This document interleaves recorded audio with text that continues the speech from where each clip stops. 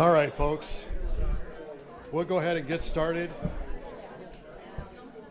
There's no gavel, so I guess you don't have to really listen to me, but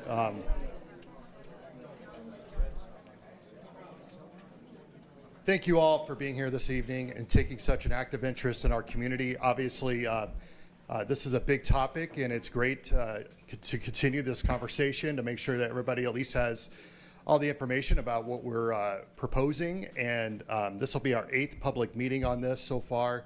Obviously, the first town hall style, we had an open house style, we've had various commission meetings and city council meetings.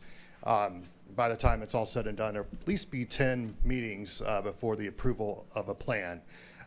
So I appreciate you taking part in this and your interest. That is truly the best part about Rapid City, is we truly do care about this community. And I know many of you do as well. Whether we always agree or not, I trust that you have the best interest at heart when it comes to Rapid City, and I hope you realize that so do I. Rapid City's home. I'm going to start off with some remarks here today, and then I'm going to get into the presentation of the plan, and then we'll open up for questions. We'll have you line up behind the podium when that time comes and have you quickly ask questions. But just before we kind of get into the plan and the meat and potatoes of it, I moved here, and many of you may have heard this, but I moved here in the late 80s from West Texas. I was 11 years old, and I had changed elementary schools 12 times. Always longed to kind of finally settle down and have a place to call home. And I remember the first time I drove through Rapid City, and I'm driving through town with my dad, and I'm scared. I'm a kid who's scared, new place, unfamiliar. And as we're driving through town, we're going through the gap, and I look up and I see the dinosaur on the hill. And I said, out of the blue, "Dad, look, there's a dinosaur." And my dad, did the dad joke, said, "Yeah, did you see its head move?" And as the car was moving, you think you saw its head move. I'm like, "Yeah, I did." And it was so cool because that was my first impression of Rapid City. It's left an impression in my mind that Rapid City really is a special place. This dinosaur in the middle of our town is very unique to us. And I've grown to love it, and we know that a lot of people have as well. And, all these years later, of course, my grandma's here, my parents are here, raised my kids here, I've served here, and you elected me mayor of this place that I call my hometown after all these years, and I'm very honored by that. What's really cool is several years ago, when we voted for the last round of the Vision Funds, we allocated funds for Dinosaur Park. To bring improvements to ensure that not just those who dared go up the stairs that we had at the time could make it up and enjoy the view from both sides of the city, but that everyone could. So it's going to be accessible. We're going to have that grand opening very soon. But now people with all abilities can go up there and enjoy that view and take in that experience. People with kids and strollers and all sorts of situations, everybody's going to have an opportunity to go up there and experience that. I don't know about you, but I've gone up to Dinosaur Park and on Skyline Drive, and I've prayed about decisions up there. I've enjoyed it. I've had good times. As a teenager, I sometimes was a knucklehead up there. Took my kids up there. I'm sure they were knuckleheads at times too. Probably not, but it's home. And that Vision Fund project, I'm very proud of it. In fact, it's one of my favorite Vision Fund projects that we've ever done, and one I'm most excited about. And I want to assure you that that project would still fall in place with this 5-year proposal that I'm putting in front of the council for consideration. It very much aligns with what we want to do, and so do a lot of the projects that is near and dear to us. But there are changes. You're right, there are changes, and that's why it's worth discussing today. I'm very excited about the future of Rapid City. We are at unprecedented times. Our growth has been unreal. I think we all can experience that. We feel it brings all these opportunities, it brings challenges. And at the end of the day, we have to decide what kind of community we want to be. And I've said this many times, I want to keep what makes us special, but make the most of the opportunities that we have. And maybe we vary on what makes us special. But I think it's the values that we have. I think it's the beauty that we have here. And I think it's the opportunities that reside right here in Rapid City. I believe in Rapid City. I love this community. I'm working hard every day to help this community thrive. And not just me, it takes all of us. And this Vision Fund has been a significant part of what makes this community great. And I want to acknowledge that today and just tell you that I am someone who does value where the Vision Fund came from. I know it started in 1972 to build the Civic Center complex. I know it was restarted, kept going in the mid-90s with Vision 2012 and everything that came to life on that. We're going to talk a little bit about the history here momentarily. But I want you to know, I love this city. And this plan isn't because I have some, scheme in mind to make the city worse. It's about the best interests of the city and making the city better. Yes, we have tough decisions to make. Guess what? That's what leaders do. And yes, I have proposed a change, and I talked about that change for a couple of years now. I just found out 2 years ago I had an op-ed in the Rapid City Journal where I first broached the topic of reallocating the Vision Fund. I talked about it on the campaign trail, and I've had many, many conversations about this over the last year. And, I will be the first to admit that when I originally talked about reallocating the Vision Fund, what was kind of in my mind as a simple guy is that perhaps it's best that we reallocate the Vision Fund all into CIP and then have a good CIP plan that distributes that money fairly and across the board into all aspects of the city. Now, since that time, I've taken office. I talked to our duly elected council members. There are 10 of them, got their feedback. We have great members of our staff here that have given me their feedback, and even more, tons of feedback from the community about what you'd like to see. And so this plan wasn't get rid of the Vision Fund and throw it all into our CIP budget, which is our capital improvements budget, by the way, if you didn't know. Instead, it was to say, okay, well, let's go ahead and make a plan for this that refocuses this Vision Fund to prioritize public projects and really enhance the community that we get to live, work, and grow in. So with that, I'm going to go over there now. I'm going to make this presentation. After the presentation, I'll come back up here. I'll call this the dunk tank. And then nobody wants to laugh at it. Apparently these jokes are just bad. But I'll come back up here and we'll answer questions. I will also have staff members here who are subject matter experts that might be able to dive into some of the details too, that if I'm speaking too general, they'll be able to get into the specifics. And we'll go from there. And hopefully tonight, whether you agree with it or don't agree with it, I hope you understand it better. Okay? So with that, I will go right over here.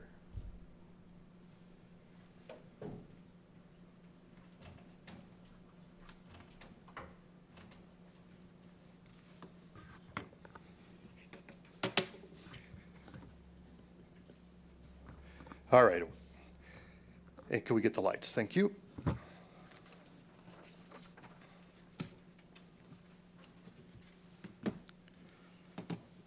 So many of you have seen this proposal already. I'm excited to talk about it more and maybe even talk about some things that, just to clarify, since I first presented this on April 1st.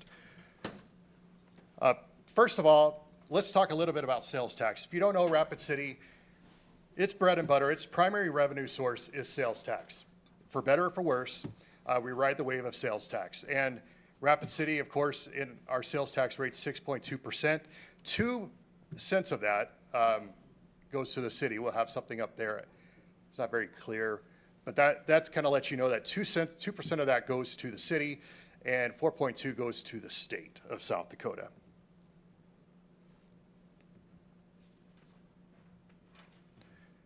Sorry, these transitions. Okay, so for every $100 spent in Rapid City, that's $6.20 of total sales tax. You see how that breaks out. I think that's important because we have 1 penny of the 2 cents that go to Rapid City. 1 penny goes to pay for our general fund, which is our ongoing really operations fund that helps to run the city. And the other cent goes to our CIP fund at 58%, and 42% goes to the Vision Fund, just to see how this breaks out. But you can see the bulk of your sales tax goes to the state of South Dakota. Now, it's interesting to compare how this looks around many cities throughout South Dakota. Many of them take the 2 cents that they're allowed, and they will take in, of course, Spearfish. They put both cents into the general fund. We have Aberdeen, who splits it up. They split up 1 penny going into their general fund, the other half going into their capital improvements fund. So does Sioux Falls. So does Brookings. And you kind of see that that's pretty typical. I think that's pretty average. And many of those places have many great features. They enjoy great quality of life. In particular, Sioux Falls has a lot of great things going on. And then Rapid City, we do it a little different. We have it, again, at 58% goes towards really the CIP. These are things, if you don't know what goes into that, that pays for things like, of course, roads and facilities and police cars and fire stations and you name it, all of that stuff. We have to build that stuff. That's capital, and that's where that comes from. And then the Vision Fund is a good chunk of that, and that's what we use to fund many of the Vision Fund projects, which also go back to the city. Many of them have been outstanding for the city of Rapid City. So just as an example, 2025, these are estimated what we anticipate for the CIP fund. We anticipate 24 million going into that fund, and this is generally how that plays out just based on averages. The Vision Fund would be about 17.5 million, and of course we have the Summit Arena debt service, which we are locked into for I think about 26, 27 more years, and then 10.9 million for the new round of Vision Fund for that year. You know, it's just important to see what we're talking about here in terms of dollars. You know, first of all, you know, these are great things. But the reason that CIP is distributed that way is because of the Vision Fund. And obviously, if we make changes to the Vision Fund, we are going to have to look at, you know, CIP allocations and things like that to make sure that it is something that really prioritizes the needs of the community. So a couple of things, just the existing ordinance language, I think it's really helpful to know what we're talking about. And this is a piece of it that says there should be two separate accounts within the fund, the capital improvements accounts to finance capital improvement projects, and the vision account to finance buildings, facilities, infrastructure, and other capital projects with an emphasis on community enhancement. This is not what is proposed, this is what's already existing in the language.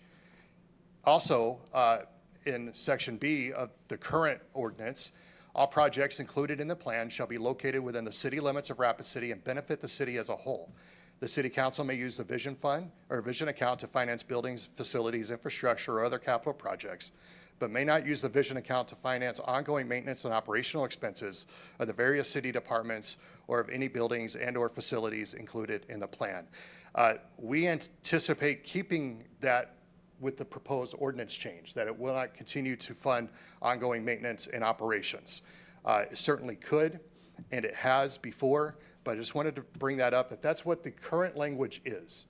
So some folks are like, well, how dare you spend vision funds on, you know, buildings, facilities, infrastructure, capital projects? Well, I have the list here. We've done so many, from Catron Boulevard and other streets projects to many, many parks projects and more, but we have spent money on those things, and they are visionary. Catron Boulevard with the Southwest Connector has been tremendous and has unlocked tremendous growth in our community.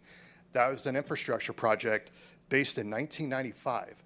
So we've certainly done these kinds of things before, and I feel like because of recency, we may have forgotten some of our history, and I hope that we can learn more from each other today about this.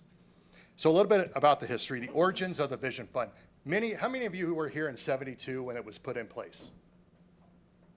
And thank you for your vision, because to build the Civic Center complex that we get to enjoy today was because of your efforts and those who are around at that time. Obviously, Mayor Barnett and the City Council at that time get a lot of credit, but that was very visionary. And this is obviously coming on the heels and around the time of the '72 flood. And so there's a lot of meaning tied into the Civic Center complex and the Memorial Park that's nearby. And of course, you know, we're right in the shadows of the 52nd anniversary of the flood. And out of that tragedy came vision. You know, and that's what I greatly appreciate about what they did. And so in 1977, happens to be the year I was born, but was when the Civic Center opened. And then in '93, the voters supported continuing the sales tax. I know this was, hearing some of the history from Mayor McLaughlin, and you know, he's not, you know, endorsing the plan or anything, but talking to him about the history, he said it took several attempts because folks didn't want it. But in the mid-'90s, the folks finally said we want to continue the sales tax because the Civic Center was paid off, and the question was, should we keep this tax to do other community enhancements. And after much, I guess, pushback and countering and educating, the people decided to put this in place. And so that's what we now know as the Vision Fund. Of course, it's been Vision 2012. Then we got past 2012, and then we had to drop that because you don't look back with vision, but you look forward. But you learn from your history and you move forward, and we now know it as the Vision Fund. Since this time, you had the various ordinance changes that have happened to the Vision Fund, but it has done many, many wonderful things. We know about the Rushmore Plaza Civic Center. It became the heart of culture and economic vitality. Many of us still enjoy that today. I was just at the Barnett Fieldhouse today, which is the old arena. Thank God people had that kind of vision, and it has been wonderful. I just saw Chris Stapleton there. That was fun. Anybody go to that concert? Nobody in this crowd, apparently. I was up till 11 o'clock that night. I'm usually in bed, much earlier than that. I was hurting the next day, but it was wonderful because it was sold out with 10,000 people. That's what it's about. It was fantastic, and I greatly enjoyed it. But we also know that many other groups have benefited from this, from the city, and you see these are just some pictures taken from various vision funds over the years. No doubt about it, it has had a tremendous impact in our city, has done a lot of wonderful things, and I'm grateful for it. Then, not too long ago, many of us on the council, as well as Mayor Allender, really leading the charge to really push for the new Summit Arena. And it has been outstanding. And I remember I was the president of the council when we passed this, and it was a big decision, but we made it. It was something many of us agreed on. It had a unifying effect. I see several of my former council members and current ones who were there at the time. And we got the right call. We would never be able to afford this today at today's inflation rates. And I'm not even sure it would have passed when it was referred to the voters. But it was really been a tremendous asset to our community. I'm proud to have supported that. And of course, we're going to be paying $33 million over the next 5 years to service that bond. It's a great arts and culture facility and really enhances our community, no doubt about it. Here's some aspects and why I bring this, because it's money that's really a great investment for our community. You can see $131 million in total economic impact. Look at the jobs to our local residents, over 1,400. And of course, we get state and local taxes as a result of this. This is 2022. We've had some what we would call banger events since then, right? Craig Balzer's here today. We've had big time events that continue to do amazing things, whether it's the LNI and Stock Show, or whether it's the Journey concert, which was fantastic for me, singing "Don't Stop Believing" in there, to all of these things. It has had a tremendous impact. So where do we go from here? But before I go this way, I think it's important to talk about the history, and I want to show you something. We're going to do it old school. Hopefully this will show up. Will you transfer this over? You may or may not be able to read this very well, but do I have to? Oh, I have it. Do it face down. When I'm chairing these meetings, I see people do this wrong, and I'm like, oh, come on, get it right. And here I am. Can't get it right. Can you zoom in on that better at all? Or is that as good as it's going to get? It's upside down. Oh, it was up. I did have it right side up. I did have it right side up. Now, we're going to do this. Okay. That's all right. And you don't necessarily have to read all of it. We have handouts of this. This was the ordinance from the mid-90s. So one of the, as we get into the details of the plan, one of the pushbacks I've heard, scroll that down. One of the pushbacks I've heard is this gets away from what the people put in place in the first place. And I think it's important to remember that this was the ordinance that was passed. This is what people voted on. And it really was to establish the Rapid City Economic Development and Civic Improvements Fund.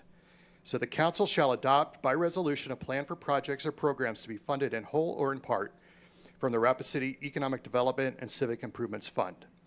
Prior to the adoption of the plan, the council shall have conducted one or more public hearings after giving notice thereof and shall consider comments and suggestions for projects to consider in the plan. No portion of the Rapid City Economic Development and Civic Improvements Plan shall be used to fund any project or program not included in the plan. Council, this is at that time, shall conduct public hearings after giving notice thereof, annual public hearings, and consider proposed additions to the plan and may by resolution approve additions to the plan. Every fifth year, the council shall conduct public hearings after giving public notice.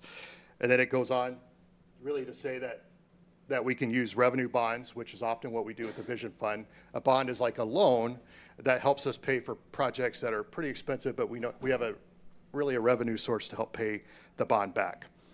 And then, of course, you scroll down here, you can see Mayor Ed McLaughlin's signature on that.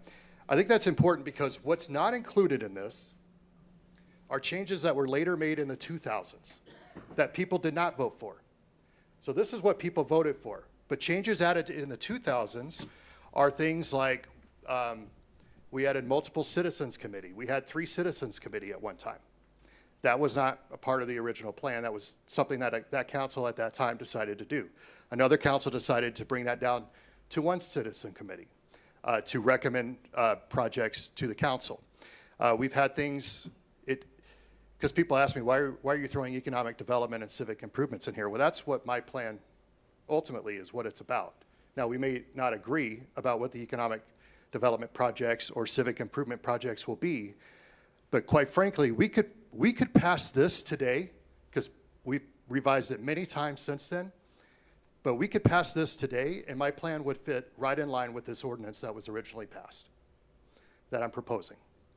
If the council wanted to pass this on, and if the proposal would fit in there without any changes, but it also wouldn't have any guardrails, because one of the guardrails later added was for ongoing maintenance and operational costs, which was not part of this ordinance in the mid-90s. It was added later. So the ordinance that's being changed will have those guardrails in there to make sure that CIP will pay for ongoing maintenance and operations, but for brand new things, redevelopment, those sort of things, that would come out of the CIP or come out of the Vision Fund, that could come out of the Vision Fund. So I think that's important to distinguish, because one of the other pushbacks is that we're going to do ongoing and maintenance operations with the plan I'm proposing. That's not exactly true. What is true is that it is focused on public projects. That's where the focus of the Vision Plan is, and again, would fall right in line with this. We're going to go back to the presentation, Jim.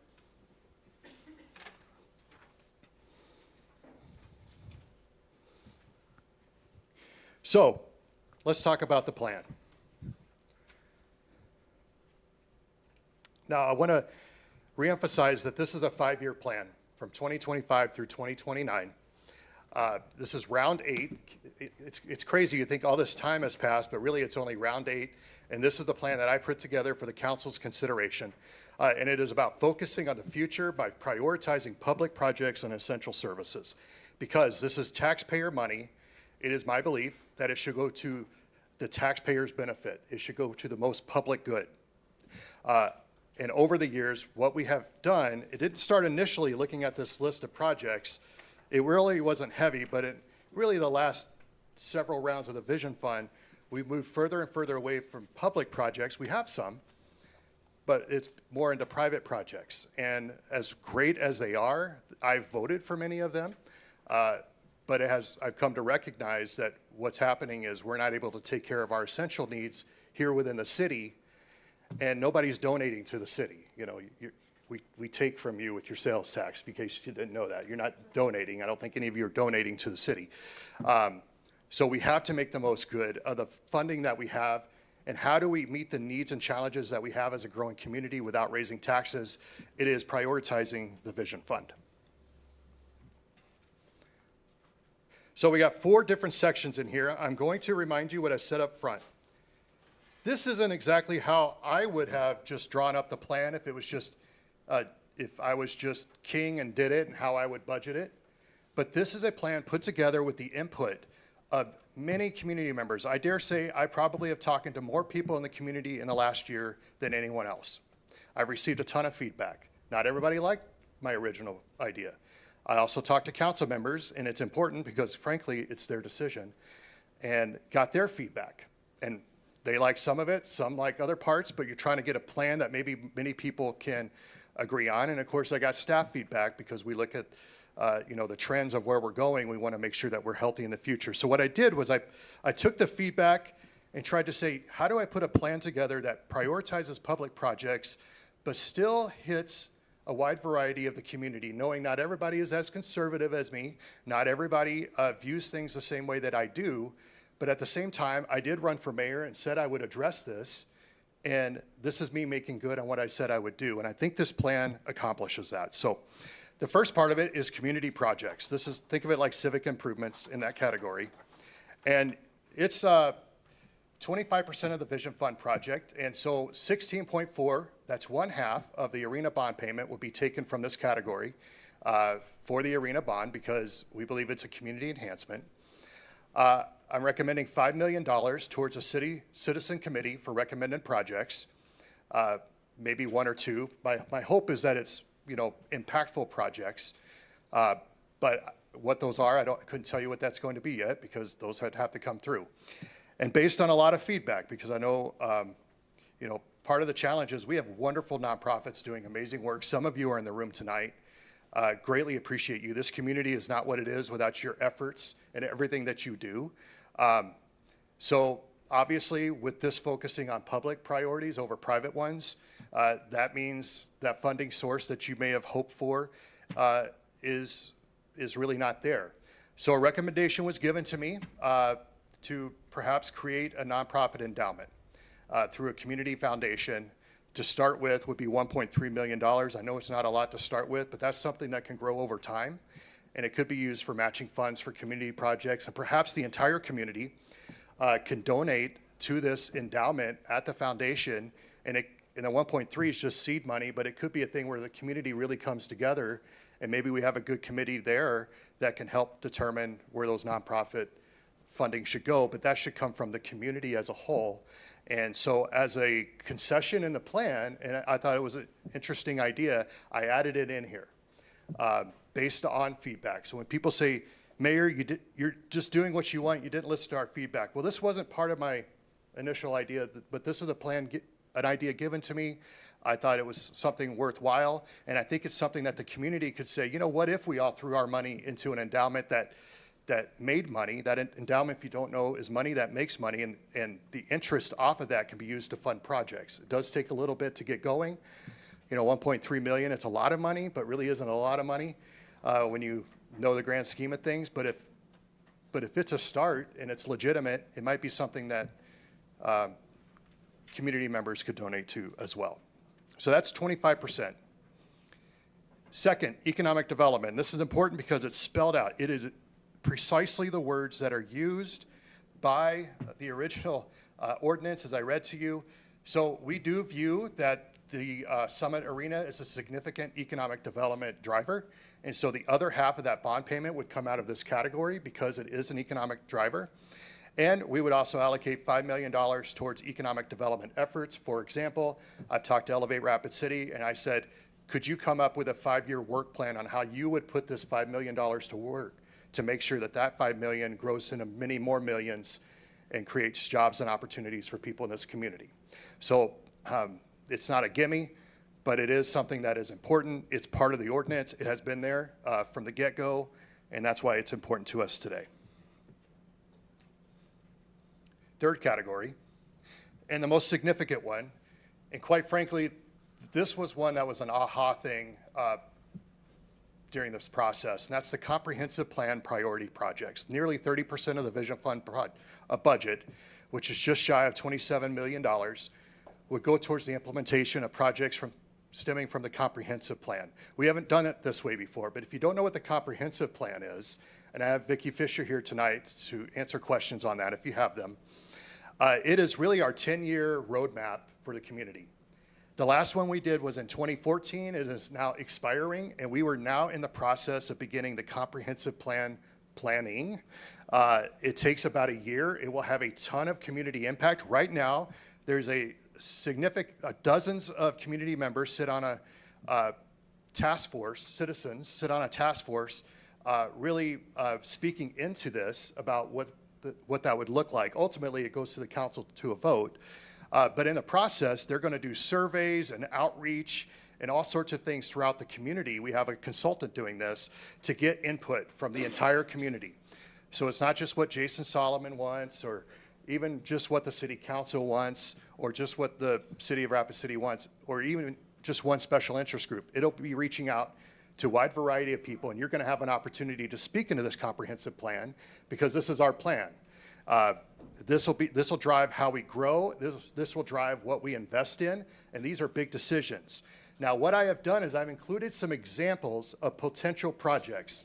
Now, these are things that I have identified, and I'm not saying these are things that are exactly going to happen, because quite frankly, the council ultimately get to decide this, but these are things I am proposing. This is what I'm telling them, that during my time over the next, at least 3 years, and we'll see what happens after that, but even beyond that, the next 10 years on the comprehensive plan, these are things that are going to need to be in there. Parks and recreation projects, and I think that's important because the Vision Fund has traditionally been what we've used to fund parks and recreation projects like the tennis courts and pickleball and bocce courts and Robbinsdale Park improvements and Knollwood, the new park that we have up on the north side of town. So many others have, because they rarely get much for really CIP funds. They get about $1 million a year, and trust me, their needs are much greater than that because we have 1,700 acres of park space.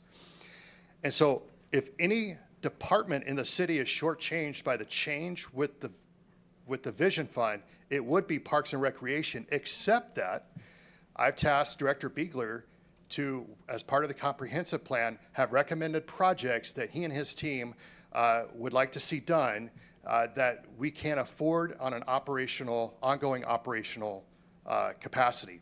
One of our challenge with some of the Vision Fund projects under the Parks and Recreation projects, in addition to the sports facilities, is we've taken on projects that cost, one swimming pool would cost hundreds of thousands of dollars to maintain. And that hurts the budget, because the budgets don't always go up that much. And so the city's not able to really do it justice, or we're cutting from many other things that are important for that one project that meets a few people versus projects that could really impact the most people. So my recommendation on the comprehensive plan is that through the Parks and Rec Board and the team there, they will identify projects that they think will be good for the city. This is where things like Dinosaur Park would come in, many of the park improvements they've had. And one of my recommendations to the council might be that they could just go ahead and allocate X amount of millions of dollars for park and recreation projects out of the comprehensive plan. They could just earmark it from the get-go. So that's an option for us. I think it's one we should consider. Sports facilities as well. I'm a big believer that sports are significant for our youth, but also for adults, but specifically for our youth, because they gain confidence and skills and learn camaraderie and respect and discipline and all of the great things. We have a sports commission looking at and evaluating our current assets when it comes to sports facilities and looking at what needs to be revamped, because many of them are aging out, and are there new opportunities for us down the road.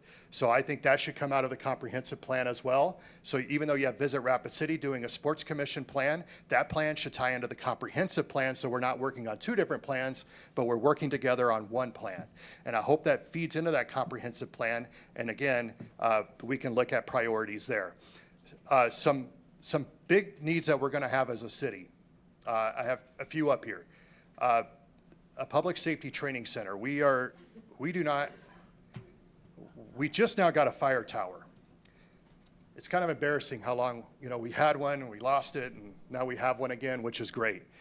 I visited Sioux Falls. They poured $55 million into their public safety training center for police and fire. They're able to do outdoor training, indoor training. The things they have to do to keep our community safe are significant, and you all know I ran on public safety.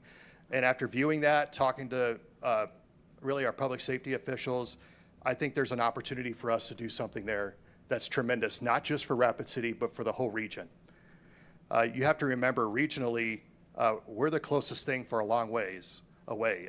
Sioux Falls, for example, is 364 miles away. And Billings, Montana, Cheyenne, Wyoming, and Fort Collins, Colorado are all closer than Sioux Falls is. But if you draw a circle around Rapid City, you have law enforcement, emergency services, first responders. They could benefit from a public safety training center in this region because we're on an island and we can reach a lot of rural communities, the Black Hills, and of course, our own people as well. So that's going to be something that one way or the other we're going to shoot for.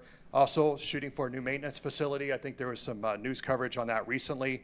We spend gazillion, which is not really an official number, but a lot of money on fleet. And the conditions they're working in is terrible, and I'd like to update that as well. We've done things like that in the past.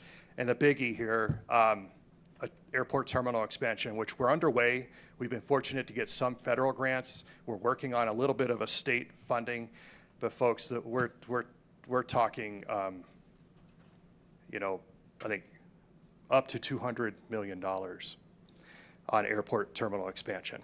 And the city will probably, like we did with the Civic Center, probably have to bond to help it out. The language to the ordinance would allow us to do that for the airport down the road, should the council and the people so choose that. But that's something that's looming. But that is one of our, that is, if it's not the biggest economic engine in our community, I don't know what is. But it's a critical thing. It's part of the city right now, and we have to figure out how to fund it. No one's coming to save the day for us. We're going to have to save our own day. So we all expect all this money to keep coming in like we had in COVID, but even that only scratches the surface of what we need on this. We're going to have a bond. It's going to have to probably come from the Vision Fund, and I would say that's definitely an economic development piece, certainly falls in line with the Vision Fund, and that's why we need the ordinance change. It will help do that. Just as we changed the ordinance when we passed the Summit Arena bond, that required an ordinance change too, by the way. So will the airport when that time comes, and it's coming soon.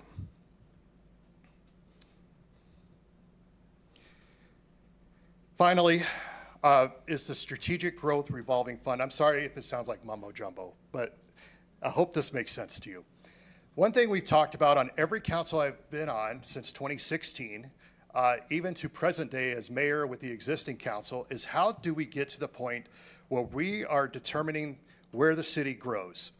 We grow right now at the direction that developers want it to grow because, quite frankly, they're the ones taking the risk and making the investments, and they buy the land, and we grow in that direction, generally speaking, so long as they meet all the requirements and everything else.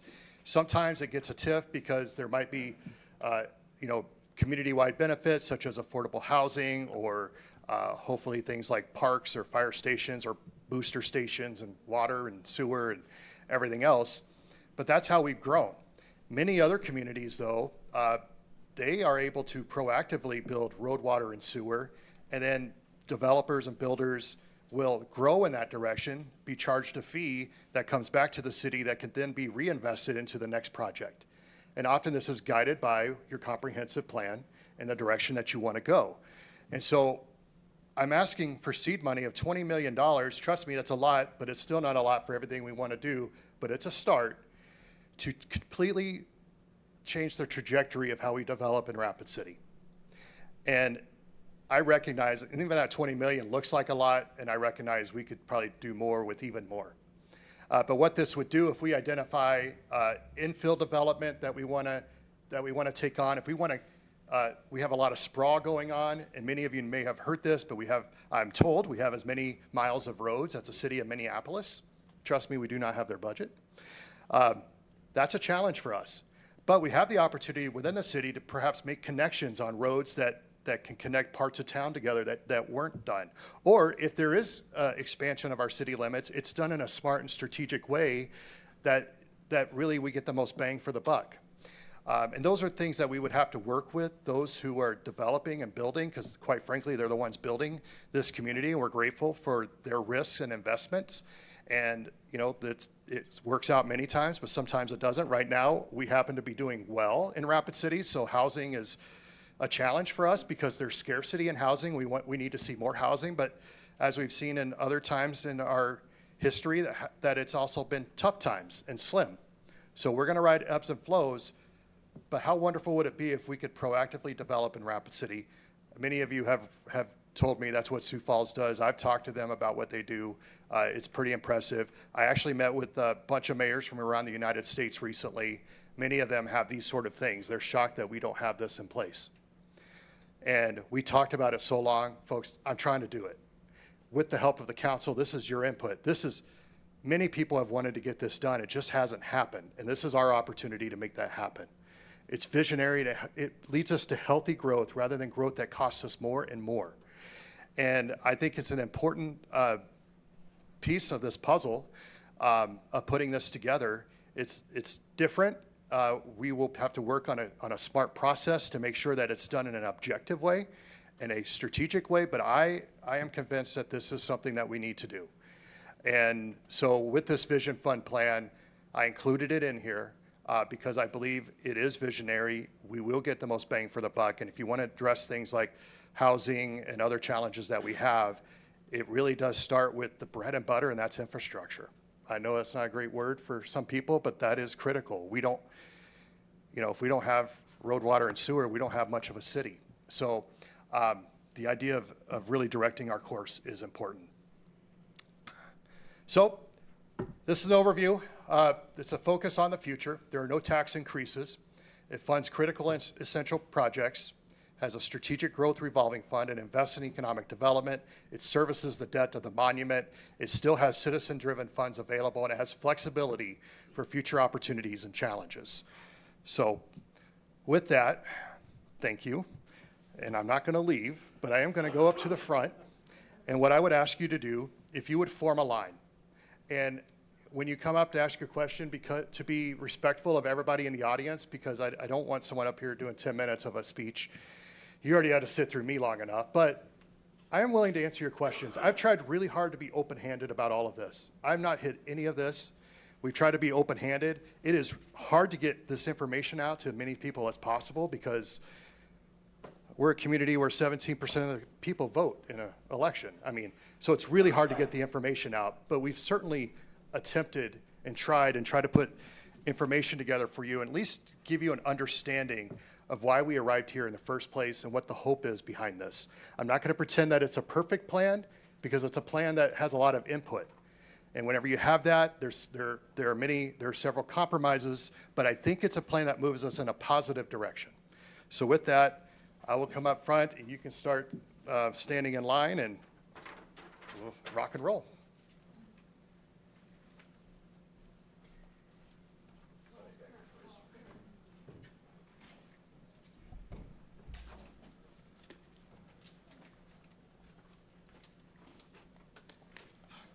Not a line unless there's somebody at the front of the line, right? Yeah. If you could speak into that microphone. This sir. mic right here? Yes, sir. Okay. My name is Kurt Polkart. You didn't ask me to tell you that, and it's not important. But I have a couple of questions about what you said, and I hope we can, figure out a way to move forward together. I think all of us here are here because we want to see. We have a vision for this community, and it's growth and progress. And I guess I should say thank you, Mr. Mayor, and the council for giving us this opportunity to have a conversation like this. But I want to go back to a couple of things that you said in your presentation. You said that you wanted to focus on public projects and essential services, and you laid out some of what that is. And you said you wanted to shift away from private projects. Yes. And I'm just not sure what that is. Can you give me a few examples of the private projects that we're going to be shifting away from? Thank you. Yep, good question. And private projects, what I consider that are non-city projects. So some that we have done, grab my other piece of paper. And I want to note something. I have voted for some of these things. I think they're outstanding. And some of these organizations I have supported personally. But the problem is when we're spending taxpayer money for nonprofits, as great as it is, it leaves little to do what we have to do. And it's kind of like saying, well, we won't pay our mortgage because we need to donate. And that you don't go very far that way. So these are priority discussions, but things like Abbott House, which I've supported, Youth and Family Services, and I know they're here tonight, Club for Boys, One Heart, YMCA, Black Hills Works, Wellfully, we've Summer Nights, Central States Fair, although it's great, it's not part of the city. These are just a few. DAV, which has been great, that was a flagpole. Community Health Center for a mental health pod. Rural American Initiatives, they do great work with our young people, our preschoolers. We've had, these are small, and I'm finding I need to start wearing bifocals or something because, you know, none of you are laughing at that.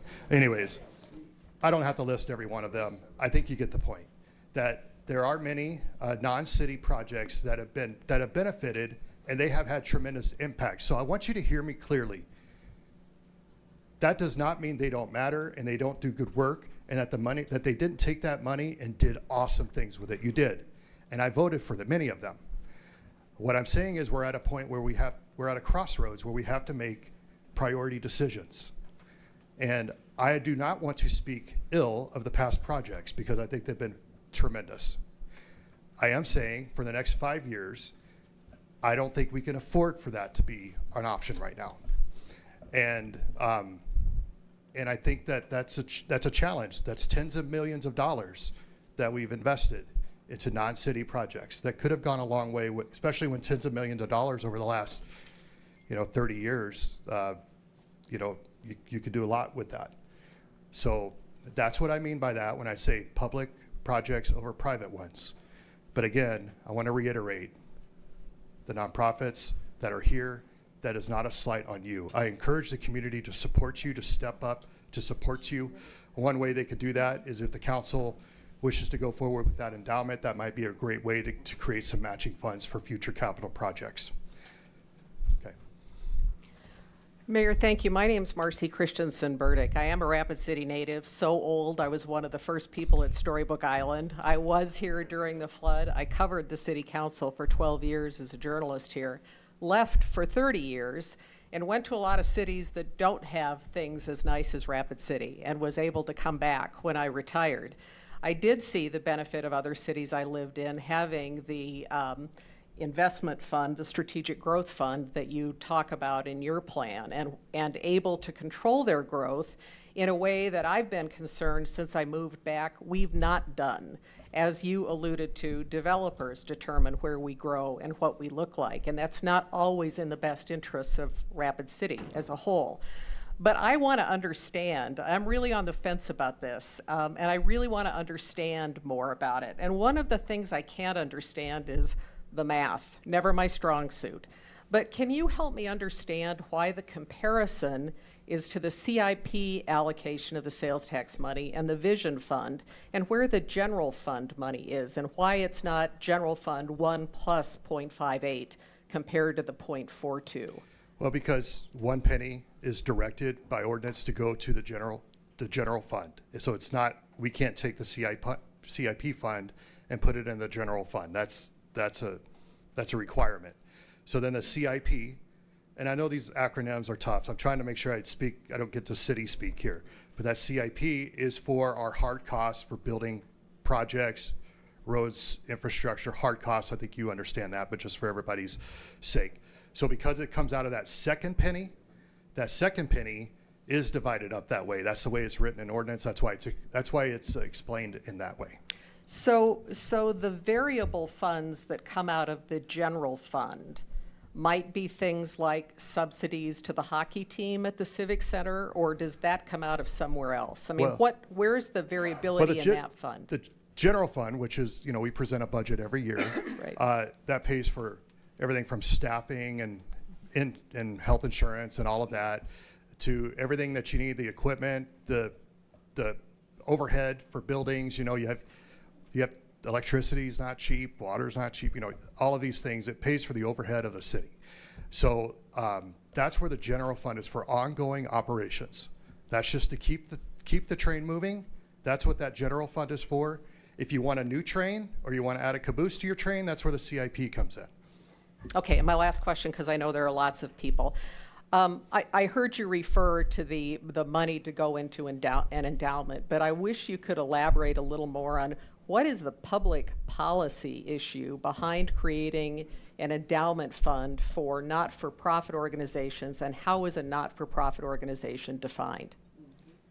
Well, that's a good question. I think a not-for-profit probably be defined as the state of South Dakota defines it. 501c3s, and I know there are other tax-exempt entities. Now, I don't think there's a policy to have to do it. We don't have to do an endowment. In fact, some people in this room hate that idea. They don't want anything going to nonprofits. I'm doing it to say that we could do something. So it's done as a compromise to help, because you have a community here that feel very strongly one way or the other.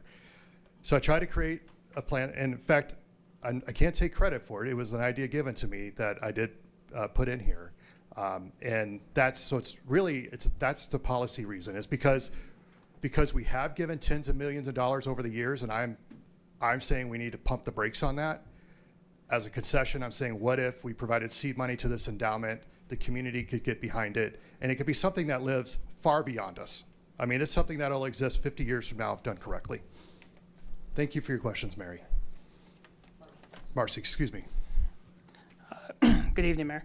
My name is Johnny Knutson. I'm the president of the International Association of Firefighters, Rapid City Professional Firefighters, Local 1040. Mine's so much not a question for you, but just a hope, listening to your presentation, the City Council will approve this, this comprehensive plan, priority projects, allows the fire department to compete for projects that are priorities in the cities. Our buildings and training sites traditionally take a background or a back seat to other projects. This change will hopefully, as you stated earlier, will make those fundings for training sites and whatnot more readily available between the city leadership and the City Council. And that strategic growth revolving funding will allow for better planning on the city and fire department, directing and development in certain areas. Allows us to not only provide a more timely response for our citizens, so makes our service providing better, but also safer environment for our crews and our citizens in the city of Rapid City. So we appreciate what you're doing, and we hope City Council approves that as well. So I'm grateful to hear that. One of my disappointments is that we put off fire departments upgrades and new fire departments in new neighborhoods for the benefit of other projects. Just so you know, we've said no to fire departments that are needed or upgrades that are needed to fund other projects. And that's always the trade-off. Again, there's always a trade-off. And, that's an important point you brought up on the last one. Trust me, we didn't talk ahead of time. But when you are doing strategic growth and you're trying to make sure that the city is flowing the right way, a big part of that are emergency routes, both to the hospital and for fire and police service. And if they can't get to where they need to go in a timely manner, those minutes equal lives. And it could be the difference between a life lost and a life not lost. And things I've learned while I've been on the council that I don't think I ever took into consideration is if a road doesn't connect and you don't have good flow and you have to work around in a high traffic area and those minutes are precious, that's important. And when you don't have strategic growth, and we work very hard to ensure that happens, but the city's not perfectly laid out. So we have work to do, and I recognize that. Thank you for that comment. Darla. Good to Darla see you Drew. now. I was on the council from 2014 to 2022. I was not voted out. I left. I'd had enough. Anyway, but I'm back. And city needs versus vision looks like what we're looking at here. And here's my big question. I've heard this from lots of people, not just me. What's the rush? The rush is 2025 is coming, and we need to make decisions for the next 5 years. If we wait to get everybody to yes, this will never happen. What I want to make sure is that it's understood. And, but there's no rush. We've been at this, I said, this is our 8th meeting. I presented this April 1st. Certainly had conversations, a lot of conversations. Prior to that, I met with a number of community groups since then, as well as the public meetings. But the council will have to make a decision in the near future, just as they have to make a decision every year on the budget. So it will determine what the CIP budget looks like, is what we do with this vision fine. I remember those times. So I was in a panel this morning with two council men, and when the question was asked, what is the ordinance? Can you tell us in a sentence or more, what exactly is this new ordinance? The- They couldn't do it. Well, I can tell you. And Well, you know, no, I don't need to have you tell me. I'm just saying that the public is not enough involved in this. Because if your council people can't answer that very direct question, and you were not there, that worries me. Well, Ms. Drew, may I respond to that? Sure. First of all, no council can know thing about an ordinance change. They will speak in generalities, and some of them, you might have an attorney, like we have one on there now. And this council is not my council. Trust me, they let me know that all the time. They are the people's council, and they are their voice. So they arrive at their conclusions. I certainly talk to them, but they will arrive at it on their own, just as I did as a council member. That's the way it is. You know that as well. Sure. We agreed on many things. We disagreed on some things, but we still served together. And the mayor didn't really have an influence on how we voted. Now, I'll say this. Because you asked that question, I think that means there's people that don't understand. One of the big differences is, and I could have our city attorney explain this, but I'm a little afraid of a lawyer answer. So I'm going to give you, a layman's answer. It really is very similar to what we've done before. It does add flexibility. It does take out the procedural part that was in the previous ordinance. Now, I'm going to tell you, the 1990s ordinance did not have that in there. That was added later. No vote of the people on it. That was just added by a council, probably because that was the process that worked then. This ordinance, what it does, it allows flexibility for every single council to lay out the rules for that next round of the Vision Fund. So this is what we're talking about with round 8. In 5 years from now, you'll probably kick me out by then, especially after getting this, if we get this through. But in 5 years, you will have a new council, potentially a new mayor, and that group will determine what the rules are. So that group, the ordinance allows them flexibility to say, you know what, we're going to go back to the old process, and they don't have to revise the ordinance to do so. They can just pass a resolution saying this is the process. So it allows flexibility for the people that the people elect to make the rules. So it's not Jason Solomon's rules in 2024 that's going to impact us in 2040, and you're stuck with that, and you have to move heaven and earth to get an ordinance change. No, whoever's here in 2040, they can determine the rules for whatever that round of the Vision Fund is going to be. And by the way, they are the voice of the people because that's who the people chose to represent them. So I like the flexibility of the ordinance. To me, the flexibility diminishes the input by the people and gives more council oversight, which really sends the wrong direction. And No, Darla- hold on. I Okay. want to get through my questions, Okay. okay? Let's see. Can we find other sources of money? Do we always have to look to the vision funds? We already split them up. And this is my concern, that we're going to make them so inadequate that, pretty soon they go away. And I know that's the point for some of the people on the council. They'd like to see this go away. And they've said it. So our building permits right now, those costs, those fees to get a building permit in this town is $250. And that's for a $250,000 house or a $10 million building in towns. And I've been doing some research on this in towns this size. If you go to apply for a building permit, it's $5,000. We are leaving a lot of money on the table.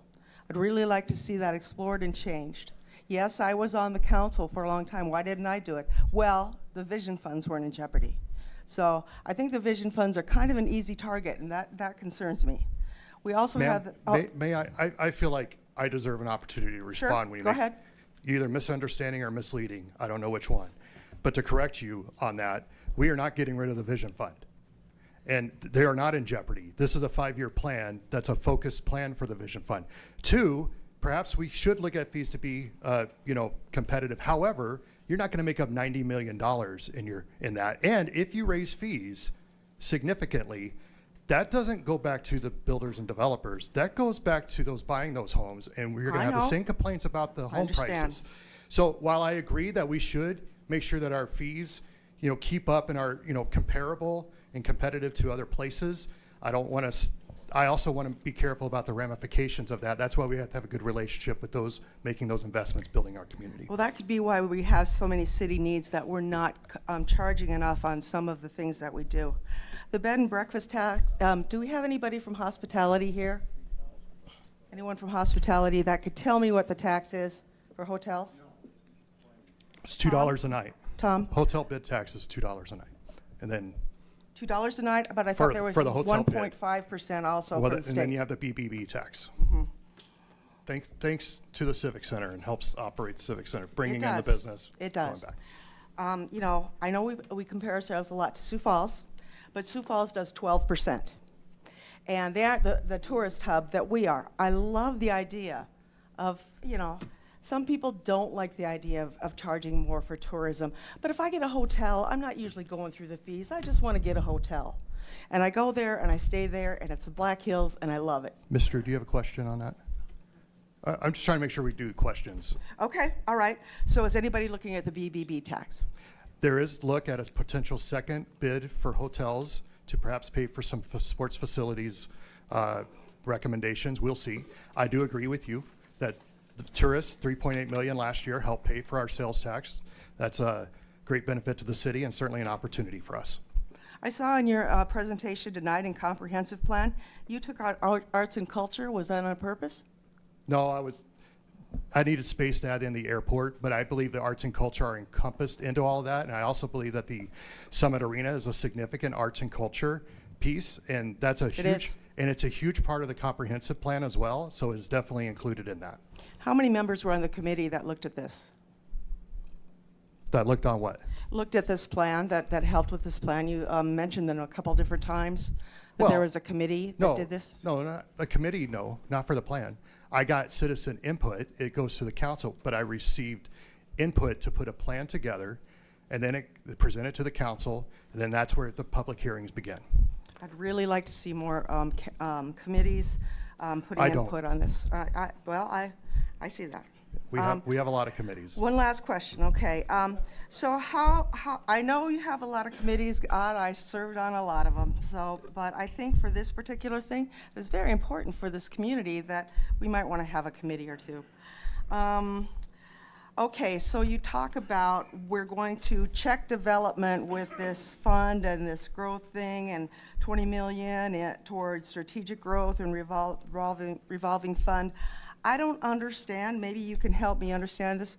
If you think that there's more land in Rapid City than the developers are using, is it here? I don't really see how we're going to develop more inside the interior of Rapid City. Go check out Parkview Drive, for example. That is, a school district owns a chunk of land there. They might, who knows if they're going to develop it. Go look around the Anamosa area. Look at what's happening in that area and make sure that that crossing goes through. There are, Ms. Fisher has identified many areas that we could do, and there are some strategic areas along the perimeter of the city that we could grow in. We have land for sale to the southwest and up north into Meade County by Mr. Borgmeyer. A lot of that's going to touch city property, and there are people interested in potentially buying those pieces of Yeah, property. I get that, but this was supposed to get people more into the city and not the sprawl, and that, Yeah. you just defined sprawl. I said that would be strategic, meaning you don't just do it just to do it, but if it makes sense and we have the infrastructure for it, we could do it. Those are all possibilities that are on the table. We certainly will prioritize infill development, and in the near future, there's lots of opportunity for us, but down the road, there may be others that make a lot of sense for the community. Well, as a flood survivor, I really loved the way the Vision Fund rebuilt my city and gave us great amenities. And I think that you feel that we've got enough, and that we should just take this money and put it back into city infrastructure and other big projects that frankly, you know, I think the airport can get some federal money. I know these things. We're not all that helpless in how we can get money. There's other sources within the very city we're in. We don't have to just raid the Vision Fund because I think it looks easy. Okay. We got to Well, do the stuff that's hard. Okay, bye. let's go ahead and go on to somebody else. And I would just say, this is not a raid of the Vision Fund to pay for pet projects. I've clearly articulated that that's not the case. And in our history, it did rebuild the city with infrastructure projects. So to say that you don't like that means you have to go back through this list of Vision Fund projects and take out a whole lot of things that don't fit that definition. This is on our website if you ever want to find it. But appreciate it. Mike, thank you. My name is Michael Sanborn, former journalist, current teacher. I do have a couple of questions. First,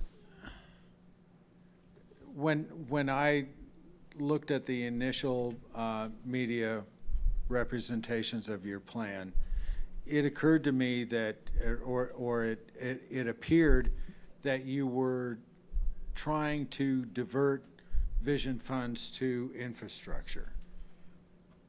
Among the things that I would include in infrastructure would be drainage, and I was on the city's drainage committee, and plain old pothole repair. I don't see any of that in this.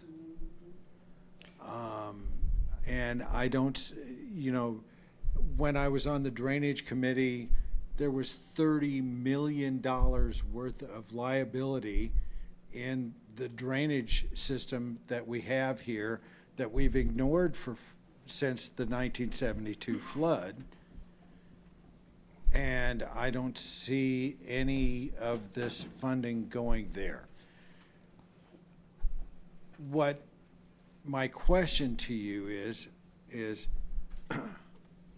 how do we handle the problems that we have with infrastructure today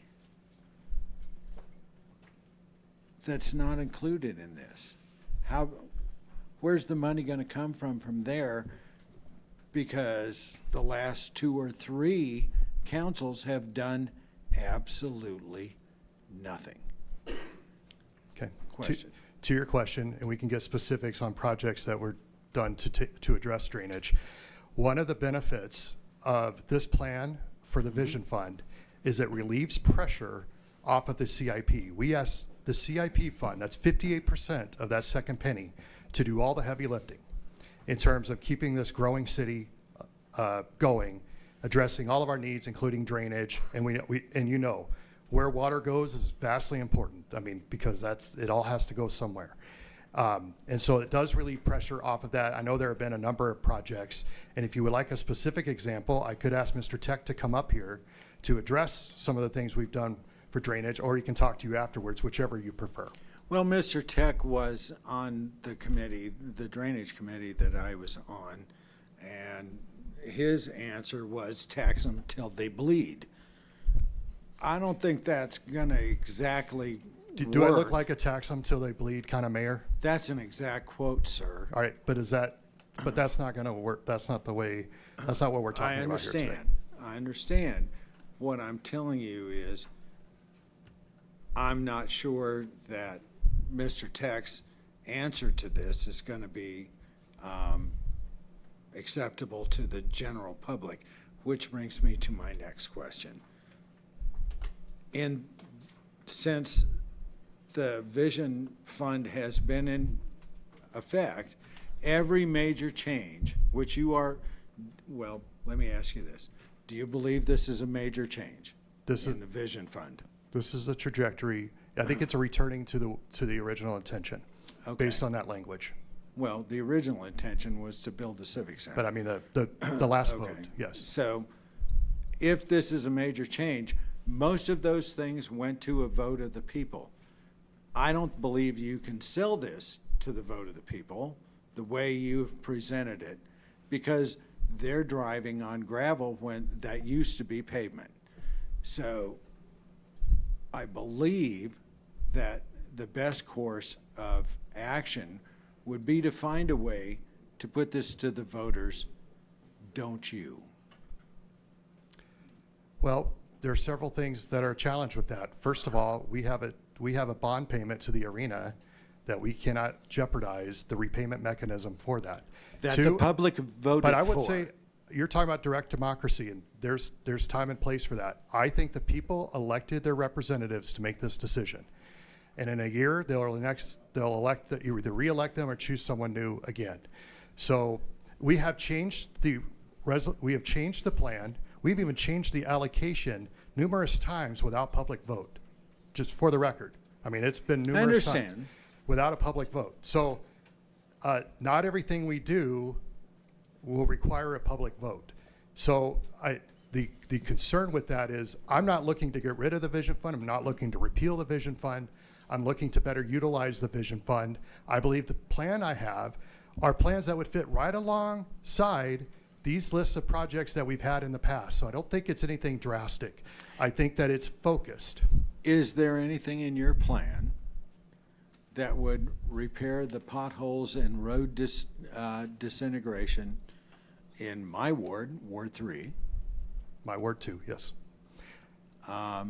Is there anything in this plan that would do that? That is not for the Vision Fund. That is for the CIP fund. And that is something that we can look So- at and address. And if you have specific So potholes. why are those people driving on gravel instead of pavement? Well, if you could let us know which gravel roads you're talking about in Ward 3, then, but if there are potholes, you can call the pothole hotline. We will fill it. But that's not a Vision Fund. Mr. Sambor, it's not a Vision Fund question. This is a CIP question. And that is a legitimate concern from a community member. If there are specific areas that we can address, we can go to our CIP plan to make sure that it is addressed. As community members, I will tell you that the way this is being sold is that you're telling community members that those projects that the CIP is not covering, the Vision Fund is. Now, for those people who are sitting up on Arrowhead Drive that hasn't been repaved in 30 years, and they have a gravel road to their driveway, you're telling them that this is infrastructure. It's not. This is future infrastructure. I would like the opportunity to respond to that. Okay, If there's a knock gravel yourself road out. on Arrowhead Drive, and I'm familiar with the neighborhood, that needs to be addressed, then it should be addressed in the CIP. And it should be addressed. So that is something that we have the city council representatives, the city staff, we can look at that road and address it, not from the Vision Fund, but we already have a fund for those things. And let's go ahead and make sure that that gets addressed. And if people have concerns about, and trust me, we get contacts all the time about people addressing roads and situations, and those plans get updated all the time. My parents' road's still waiting to get done. I know how that goes, but those aren't Vision Fund projects necessarily, because I've not laid out, here's the roads and the Vision Funds that are going to be addressed. That's for the CIP to address. I understand. And I understand that what you're telling us is that those have never been the Vision Fund issues. But what you're also telling us is you're going to use the Vision Fund for infrastructure. For infill, So, yes. So. For new roads. Well, but that's not what's coming through in the way you're presenting it in the press. So, and as a former editor in the press, I would tell you that you're not making yourself clear. What my question is why don't we put this, first off, why don't you make yourself clear? And two, why don't you put this to a vote of the people? Okay.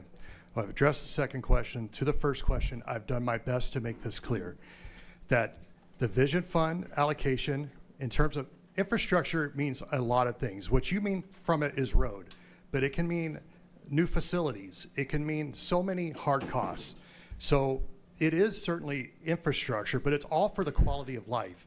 And the Vision Fund is really designed to be things that enhance our community. They're new undertakings that we have, whether it's building a connector street that didn't connect different parts of town, and that would be the strategic growth portion of that plan. And that's why we created, documents like this. And I can't control how the media may be reported. I've tried very hard to make it clear. And I can tell you, having talked to a lot of people, once they understand the plan, they get it. They get what we're trying to do. But the simplest thing I could say is, okay, well, yeah, just take the vision fund, throw it into CIP, and fix all the roads, and I guarantee you that probably would pass. And if that's what you're asking for, and that's, by the way, it's out of my hands right now. It's actually in the council's hands. All I've done is pitched an idea. It's actually the council's decisions. And if that's something they wanted to do at the next meeting after they pass the resolution, they certainly can do that. And that is very clear and easy to understand. What I've tried to do is keep with the spirit of the original ordinance language. And with the intentions of things that are civic improvements and economic development, I believe this plan accomplishes that. But you're trying to change the ordinance. I'm focusing. And so, Yeah, I'm if you're focusing on it. trying to change the ordinance, I believe that you need to make an appeal to the voters and let the voters make that decision. I'm going to Okay. beg out at this We'll point. let, we'll let someone else go. I appreciate the feedback, Mr. Sanborn. And, you know, to that point, we've made many ordinance changes without public vote on this. You certainly have public input, as every public hearing that we've had. And so, you know, what this plan is just round 8 of the fund, and here's the focused plan. Do you like it or not? That's really what's before the council right now. Next up. Hey, good evening, Mayor. Tom Johnson, I'm the CEO and president of Elevate Rapid City. We represent 1,200 businesses in Rapid City. We want to say thank you to the council and to your staff for this plan. It calls out economic development, which was in the statute all along. It allows us to plan ahead and put those dollars to work for small business loans, small business grants, put more resources into the downtown to help this community grow. Also want to thank you for the Strategic Growth Fund. 2 years ago, we were the 36th fastest growing city in the country out of 385 cities. Last year, 37th. We have to have a mechanism to handle this growth. Right now, developers have to go to the edge of the community. They have to use a TIF every single time.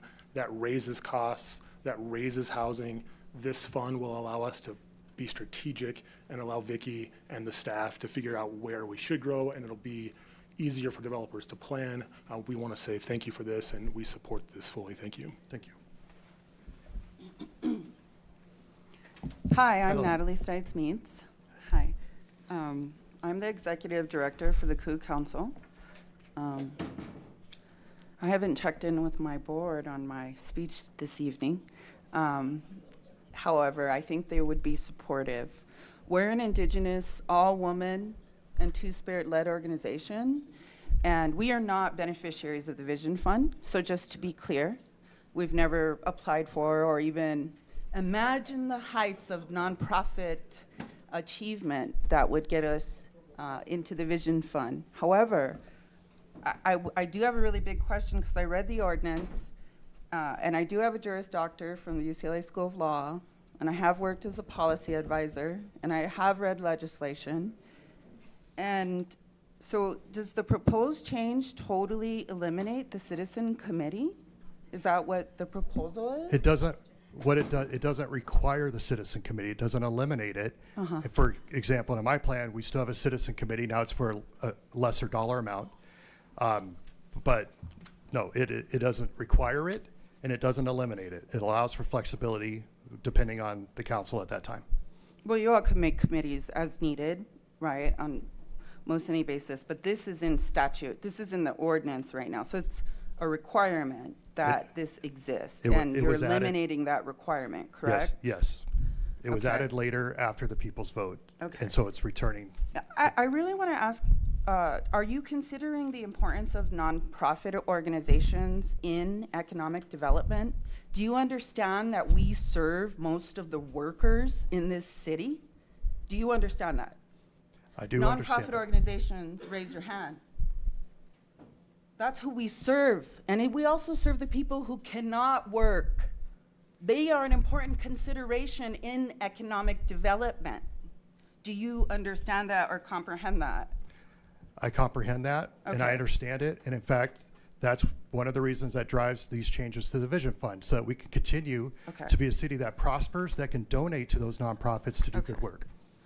Okay, and you mentioned your campaign, you mentioned getting elected several times in your presentation. And so I feel like this rush is really about delivering on campaign promises rather than really looking at what the city of Rapid City needs in terms of the Vision Fund.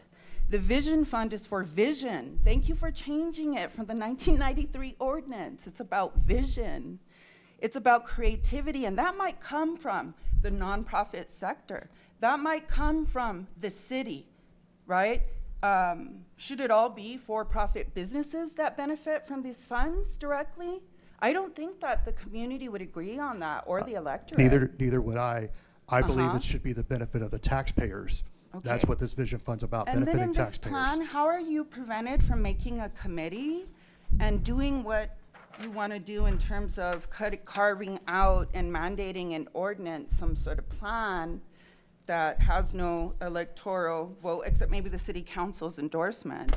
Oh, no, actually, So- ma'am, I don't get to decide this. The city council does. I know. Yeah, I don't, they're not endorsing anything. They're deciding things. Okay, so you're And they're elected. presenting this to the city council for their approval? 100%. It has to go Okay. through them. Okay, well, and I would also strongly recommend that you talk to Native American people. Okay, I look in this room and I see two of them, and they're the ones that I called to be here, because this is an important conversation.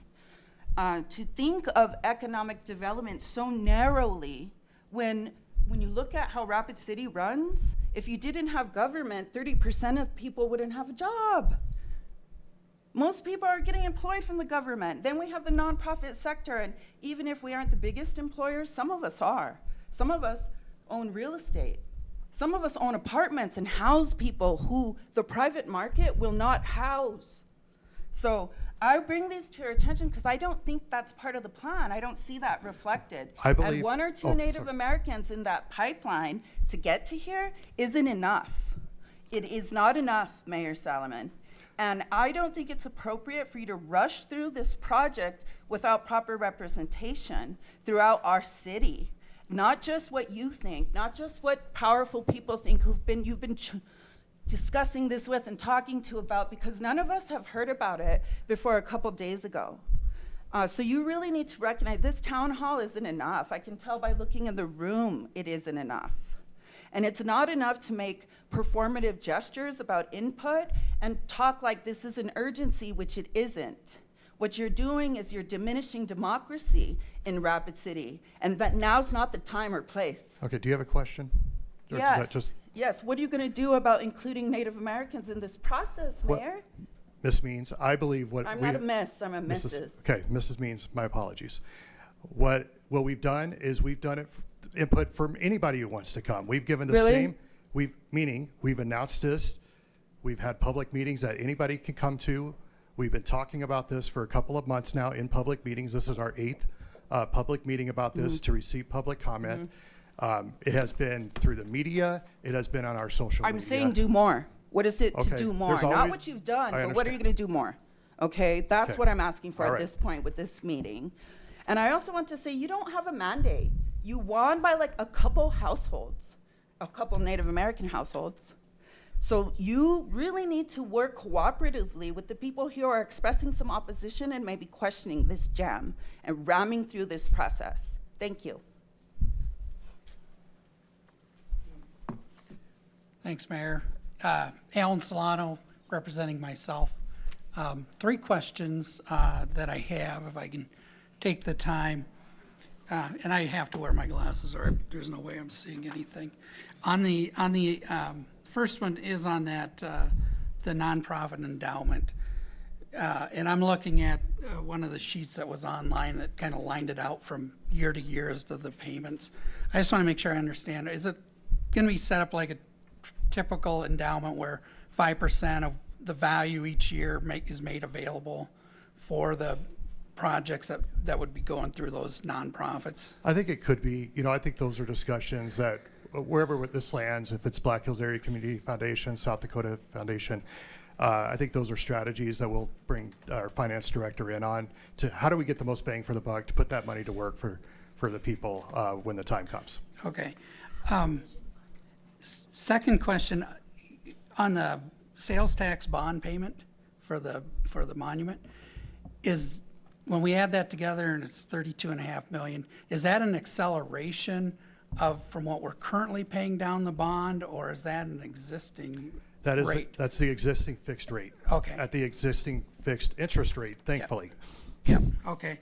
Last question, and I think you might have answered this for me, but on the strategic growth revolving fund, originally I was reading that as thinking that was going to be like a city-sponsored TIF. That would be just the financing to the developer, and then the developer's paying that back over the TIF period. As you talked tonight, I started thinking, well, maybe this is your city's putting in the infrastructure, and then you're going to revolve the fund through the fees when there's the connection fees and those kinds of things. That is correct. Okay. The latter is correct. Okay. Well, as always, I served a year in the State Appropriations Committee. There's always more wants and needs than there are money. I do think we got to keep taking public input. Clearly, the nonprofits, this is a concern for them. Understand that as working for a company that helps fund nonprofits, but I think we just have to keep working together on coming up with what the best solution is. But thank you, Mayor. Thank you, Mayor. I am Roger Heacock, and I am on the city's Parks and Rec Advisory Board. And it's an exciting board to be on. There is so much going on with Parks and Rec. I've been amazed in the 3.5 years that I've been on that board. So I appreciate that you gave Parks and Rec special mention in this plan. Because the needs are great and we are so underfunded. And I'm just excited that if we have the opportunity to have more money to move Parks and Rec forward, because Parks and Rec is really about quality of life. There are so many good things that we're doing that are improving quality of life. And so thank you for the special mention. And I hope that we can move this forward so that our Parks and Rec Board will have even more fun with all the different projects we can accomplish. So again, Mayor, thank you for the special mention, and also thank you for having this meeting tonight. Thank you, sir. Hello, Mayor Solomon, Josh Simpson. Really appreciate your presentation. I think a lot of the clarifying elements you touched upon, and I can kind of understand where you're coming from with sort of your decisions and the direction you're moving in. I just had some question about, maybe, I'm not sure who would know the answer, but in some of the prior Vision Fund rounds, we've spent line items on economic development, like, we spent $5 million on the business incubator in 2005, and we spent another $3.5 million in 2010, and et cetera, et cetera. Like, did we make a return on that back then? Like, how do we determine which of the private and the public projects we invested in the past have been efficacious and which ones haven't, like have been a net drain? Yeah, you know what, that's an intelligent question, because have we gotten a bang for the buck for economic development? I would say we have. Do I think there could have been better? Absolutely. The incubator, if you don't know what an incubator is, you may, but just for the public's sake, it was, and this was originally at the School of Mines campus, where they had businesses start there. So often ideas coming from the School of Mines, and so it has a germ of an idea, and the incubator allows them rent-free space while they get that idea off the ground, and it turns into a company. A great example is B9 Creations, does 3D printing technology. Much of that work goes to Black Hills Works, where they're able to customize products to help them out and things like that. They're just one. There's Caterpillar. There are many others. Property Meld is always mentioned. So that's where those things come from. Also, with the attraction of businesses coming to town, obviously, that goes into that as well. And with my plan for the next 5 years, again, I've tasked a work plan to see, hey, what would this $5 million do to make sure that it's put to the use for the good of the taxpayers. That means in the idea of jobs, raising wages, and making sure that we have good business opportunities here. Yeah. So when I look at like the budgets each year, and compare it to like inflation and the growth of the city, it doesn't stand out to me that like we have obviously grown in our sales tax capacity. Like, I'm not sure if, if we've just outpaced our population growth or not, or if it just has grown proportionally, like how effective these projects have been. Well, I think they've been effective, but you're touching on a challenge here. Our population growth and sales tax revenue meeting expenses and inflation. Inflation is more than 3%, which is about as much as we're capped on it, recouping every year. And inflation has been up to 8.5% at times. So it has been a challenge for us, and it will continue to be a challenge for us. And that's a trend line that concerns me. That's why I promote retail activities here in Rapid City, that people come here to shop in our visitor industry, because the bread and butter is our sales tax revenue. And, between online shopping and everything else, it presents a challenge, no doubt. I think I appreciated your clarifying what the comprehensive plan, like kind of how it's kind of broad of what can fit within that. My question is, like, I notice we used to spend money on $1 million on a fire station, or the burn training facility, 500,000, et cetera, or airport terminal expansion. 15 years ago, we spent like $3.5 million. It seems like wild that, we're talking about spending 55, or, Sioux Falls spends 55 million on a training facility, or you look at another community that does like a 30 bay door fleet maintenance thing for 25 million, or do 200 million for the airport. Like, how did these costs get sort of like control? It is crazy. It's expensive to build here.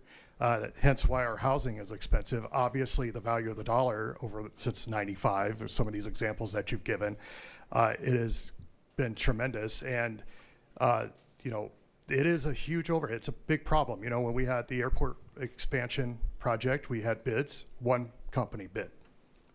And you're kind of stuck with it. And then you're trying to do your best. Our airport director and the airport board and staff tried to do their best to kind of just shave that down, but that's a challenge. And those are very specialized. And since then, airports pre 9/11 had different requirements than they do post 9/11, and then even now they have even different requirements, and we're trying to add. And so these dollar amounts are staggering. No doubt about it. They are staggering, but that is unfortunately those are forces beyond the local control. Those are monetary decisions made often at the federal level, which I have some strong opinions about. But that is, you're seeing the fruit of some of those decisions. Yeah. Thank you. Yeah, I think takeaway is, I'd like to see 5 years down the line how effective these different sort of components, how they've recouped, or if they've, not just a black hole forever. Thank you, Mayor. Thank you. You're talking about an ROI, and I think that's a good point. Good evening. Good evening. My name is Laura Armstrong. I'm really happy to see a nice turnout this evening. I have a few notes down. I don't think it's a secret that I am opposed to this change. It is not personal. I want you to hear that straight from me. But we have a lot of people that are very concerned, so I want to share some of these issues. The first one, despite the fact that you said that you have done a lot of forums and whatnot, I would respectfully push back on that. I think there's been minimal public awareness. This is not any degradation of Daryl Shoemaker. I think he does a really good job by putting things out on social media, but I hope you're all sitting down. Not everybody's on social media, and they were not made aware of this. It has not been posted on the website, which is a shame. I believe that this proposal, as you say, was poorly executed, and you said that you want to make sure that everybody understands this. I don't think everyone understands this. You mentioned that we had our open house. We couldn't even talk. This is really the first time that we can have a community discussion with everybody from different walks of life in our community to come and actually have this. So I do thank you for creating this opportunity, but this is really the first major discussion that we've had on this. Secondly, I take issue with this because we're doing an ordinance change based on your proposal, and then we're gonna come up with a plan. To me, that does not make sense. Usually you have a proposal, you tweak it, you do the plan, and then if needed, have an ordinance change. I think we can all recall the lottery vote. We all voted for it because it was going to go towards education. And where did it go? It was out of our hands and it went into a general fund. The taxpayers might be a little concerned something like this might happen. Third point I'd like to make is actually what Ms. Drew had said. Council members cannot clearly articulate the why we are doing this and how, what the actual plan is. And that's concerning. 60% of our council have been serving on this board for less than 2 years. And they are kind of being led by the more seasoned council members. And when you have City Hall saying, we're going to do this, we've got the votes, we're just going to push it through without any feedback, true feedback, the optics don't look good. And it's really not inclusive. Fourth point I'd like to make is 6 years ago, the Summit Arena vote came through. The taxpayers had their say. Had I known that we were going to remove the vision funds, I would have not voted for this. We were told that the vision funds will help, we would do this. And respectfully, you keep saying that during your campaign you were addressing the vision funds. That is clearly different than eliminating them. You are saying that you're not going to eliminate them, but we have a council president who has said multiple times to multiple people, quote, this is the first step in eliminating the vision funds. That's why people are concerned, Jason. Okay. So there's You have 4 points. your view on it and the council's view Okay. on that. And if I may address many Please. of those. First of all, this is a plan. I can't control how the council vote. I mean, I don't know if I can tell you enough, but the council do not always agree with me. They will tell you that. So I can't control what a council member's intentions are.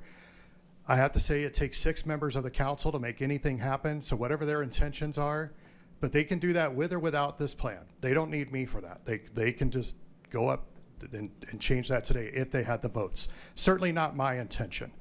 I take issue with you misleading and saying that I'm getting rid of the vision fund. That is absolutely not true. You know that's not true. I presented that here tonight. I presented a 5-year plan. Whether you agree with the plan or not is one issue, but we are keeping the vision fund.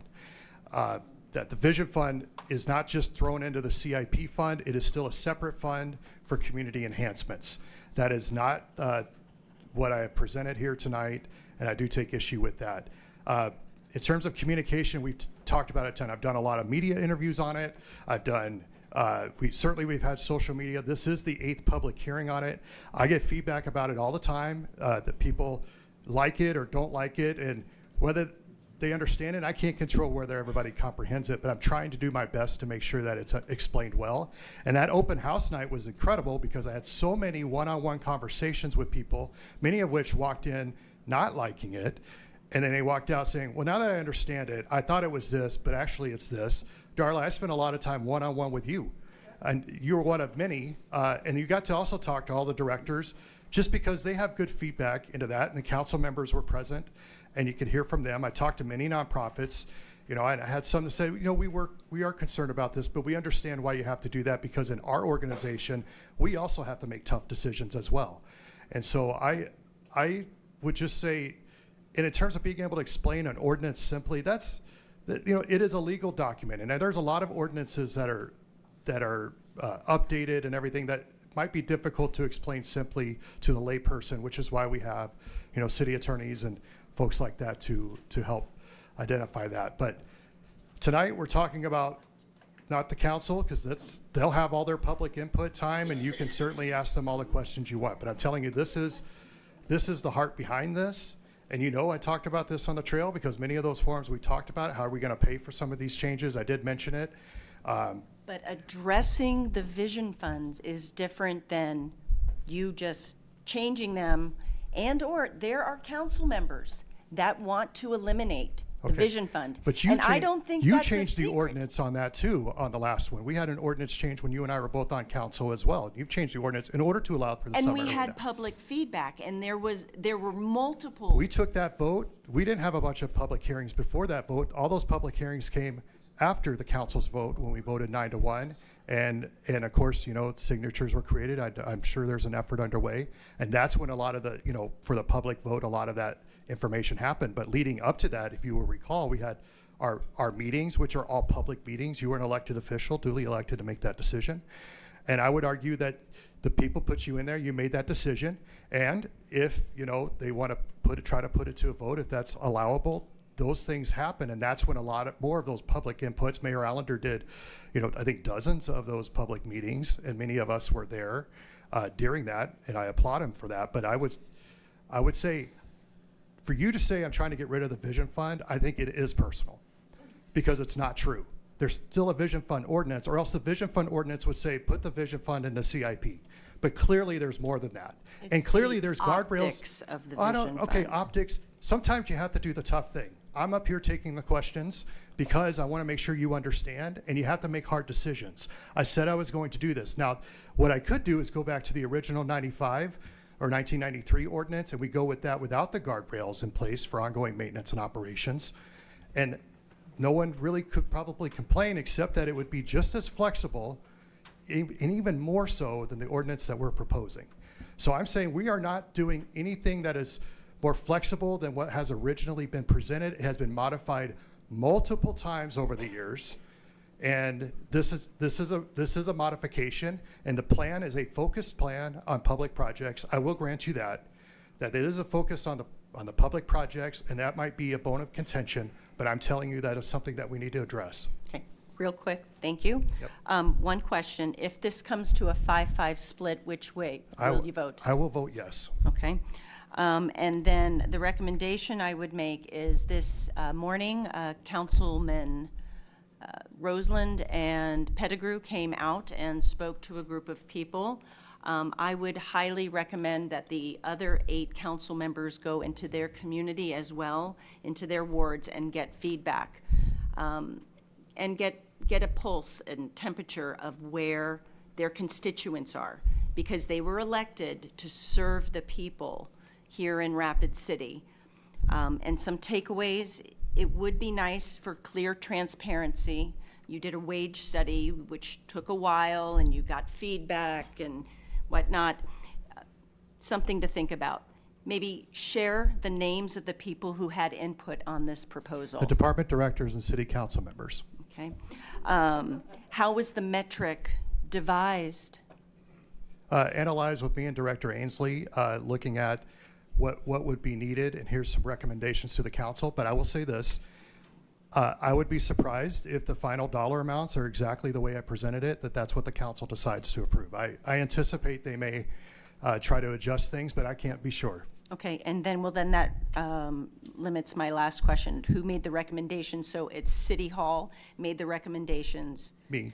Oh, Me you did. taking input Okay. from the council, because I wanted to get their counsel, because my plan would be a little different. Right. But I took input from the elected representatives, as well as the staff members who deal with this on a day-to-day basis. And of course, as you know, over the last year or two, we have received, and you have also talked to a lot of people in Rapid City, so I will grant you that. But we've received also tons of feedback in this, and I think it's one of the reasons why I was elected Well, and why I'm here. okay. Thank you so much. I thank would you. encourage you to get more public feedback. Okay. Now, I'll remind you that this is the eighth public meeting on this. There will be another one with the next council meeting. Sir. Mr. Mayor, can you answer a question for me that goes back beyond your birth? The original 72 Vision Fund, I believe, was a supplemental tax elected by the citizens of the city in a vote because the city had requested the tax through the legislature and it was denied. That original Vision Fund must have came with some guardrails. For many years, I've often scrutinized how much the council has changed how the Vision Fund is utilized or viewed, including what you're talking about now. I have trouble understanding where essentials fit into the quality of life. So can you help me out with this? Is the Vision Fund still a supplemental tax that we're paying as citizens on what we buy above and beyond what the state would allow us to collect in a normal tax? No, the state allows up to 2 cents, and that's what we charge is 2 cents. There's no additional. And so above that it. supplemental tax has been absorbed into what the state has allowed us I'm over the gonna years, guess or in where did that 72. go? I'm gonna guess in 72 that was a different story, but I, of course, wasn't around back then. But right now, the 2 cents, it goes right into the funds that we said. The 1 penny goes in the general fund. The other second penny, 58 cents, goes to CIP. 42 into the Vision Fund. And so is that for all municipalities in the city, or is that just the 5 that you showed that also have a Vision Fund? Well, I don't know every city's deal. We did none of them. We're the only city in South Dakota that has a Vision Fund. There's no community talking about this. They have a general fund and a CIP fund. They don't have a Vision fund. So, no one okay, else so- does. But, so the CIP fund, The second penny, so you have 1 penny in a general fund, 1 penny into CIP. and those guardrails are set by the state. The And state, so what we get to do is take 42% of the 1 cent that the state allows us to take, and we get to put that into the Vision Fund. yeah, we take away from As the CIP. original concept was for the betterment of life in the city. Okay, very good. So we're not paying an extra tax. We are not paying extra taxes, All right, can we address the elephant in the room then? as long as it's related to the Vision Fund. The former mayor's big box of air over here, the Summit Arena. How much of the Vision Fund that you've broken out into different categories beyond the already required payments that we have to make based on the bonding, are we increasing the funding for the Summit Arena? No. Will the Summit Arena be continuing to take money out of the Vision Fund for like bleachers and scoreboards and I believe there was a- sound systems and I all believe these during the things? construction, there was a decision by the city council to do, I want to say it was roughly $1 million for the scoreboard. But that was a city's council decision because we thought it was in the best interest at that time. Now, they will not get any money that's not allocated to them from the Vision funds. And I don't believe that $1 million came from the Vision Fund. I think that probably came from CIP or some other source. Okay, because around about that same time, didn't the Summit Arena also buy out a private business for $700,000 worth of debt that essentially proved to be theft by their Well, upkeeper? that's a civic center discussion. I think it's beyond the scope of the Vision Fund. But certainly that was not But funds didn't- used from the Vision But didn't we Fund. just, didn't the council just take the largest amount of money out of the Vision Fund, including what we'll have to pay for the next 30 years For the arena build, yes. for the arena? Yeah. Under the pretense of it being for the handicapped people. And then we put stadium seating in there, which is twice as hard to climb as the original arena. Well, I don't think. My I don't- question is, so beyond the fact that we have no control over the money that's spent at the summit, is the need for the council to, or the city to start looking at the Vision Fund for infrastructure and for essential needs? Is that from any impact from the fact that we've doubled the budget in the city in the last 4 years? Actually, that is actually not the precursor for this. The precursor for this is to focus the Vision funds towards public priorities. It's less about trying to make up anything in our budget at this point. No, I would guess at this point it's damage control. You've already spent the money. We're in serious trouble. And now you are looking for any kind of money you can find. There's no reason that this city needs a $200 million airport terminal, larger than what was our city budget a year ago, when we're one of the 300 medium-sized airports in the country that have basically set at zero in growth throughout the last years. Well- I heard you touting growth again for the city. Do you remember at the last census, the city had to take a 7% deduct in our population because we always lean on the numbers. You always present numbers in a window. And if you want it to work, you lean on the upper side of the window. And if you don't want it to work, you lean on the underside of the window. But it's all the gray area, just like Allender gave us with the summit. It'll never come to fruition, and it's taking all the money for the Vision Fund that is supposed to be used for the betterment of this community, and it's supporting the beer distributors. Okay. Thank Well, you. Thank you. I would just say, I think the arena and the airport are both major economic drivers that help pay the bills. I say they're worth Gotta it. have the population served. I think we're growing, but we're growing, but we'll go to the next speaker. Thank you, Jason. Bill Freytag. Couple of things come to mind here. You asked for this job, you fool.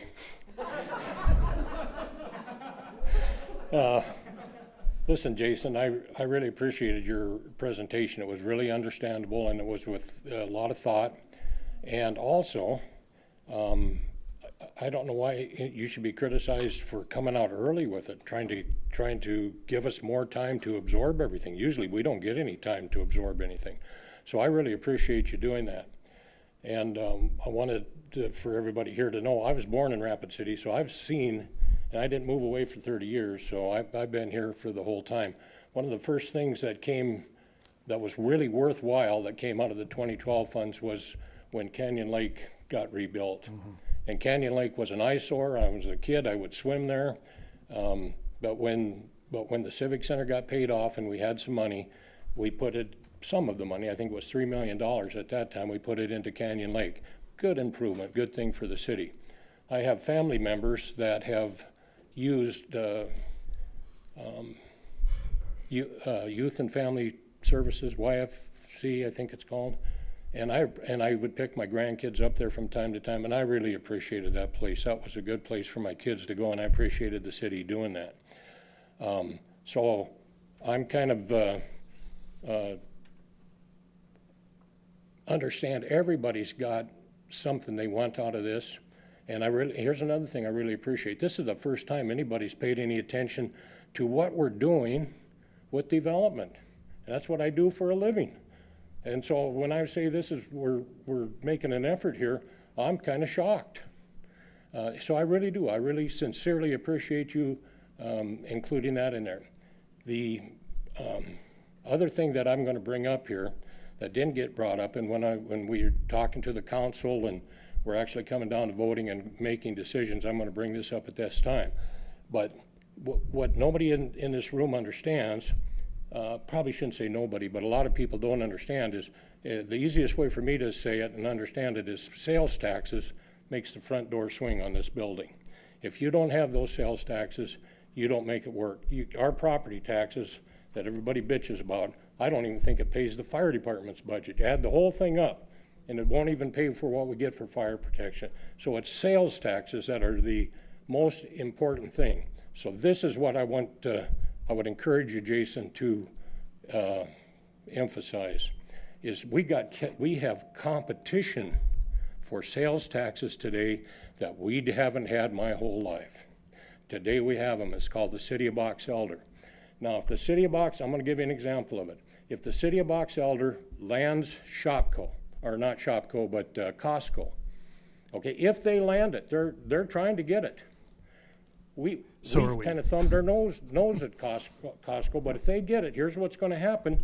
All those sales tax dollars that Costco is going to generate, which is a ton, is going to go to Box Elder. It's not going to come to the city of Rapid City. Then you got all the businesses that come out and follow Costco because Costco draws traffic. So all the rest of these businesses come out there and we don't get their sales taxes. Box Elder gets them.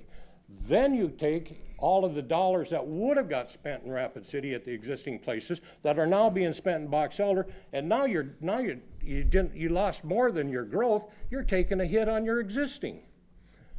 So my whole point of telling you that is this.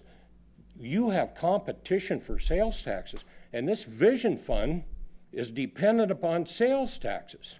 So I would encourage the council, I would encourage you to really, what your proposal was trying to control development now and put something into it. Man, are we behind the 8 ball here? We're way behind the curve.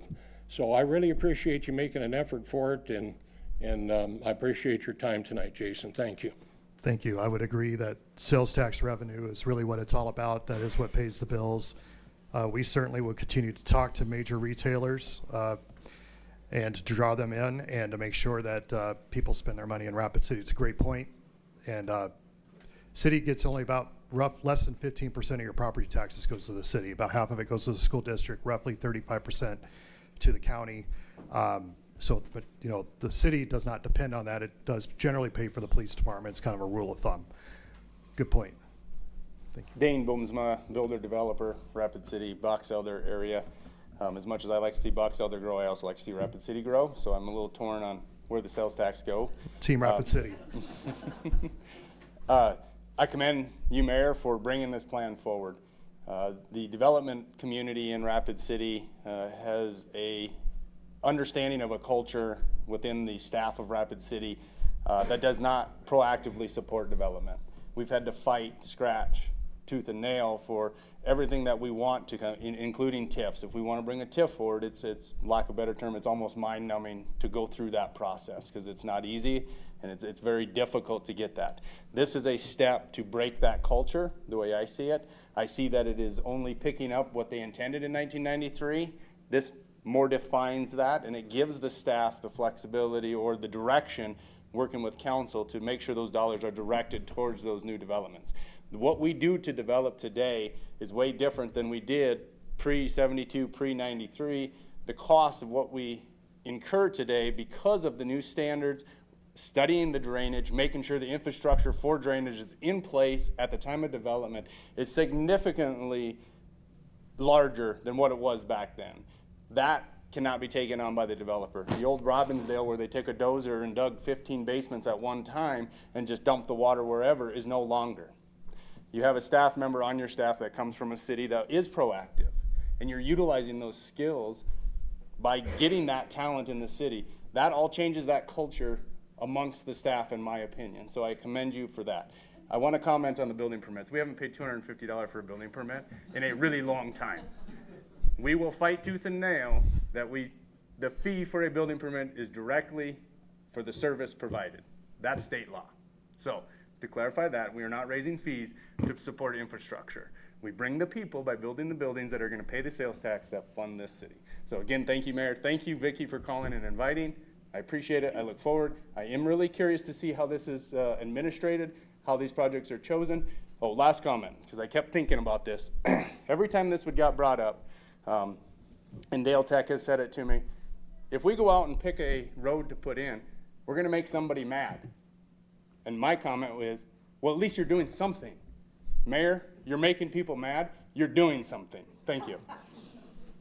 Thank you.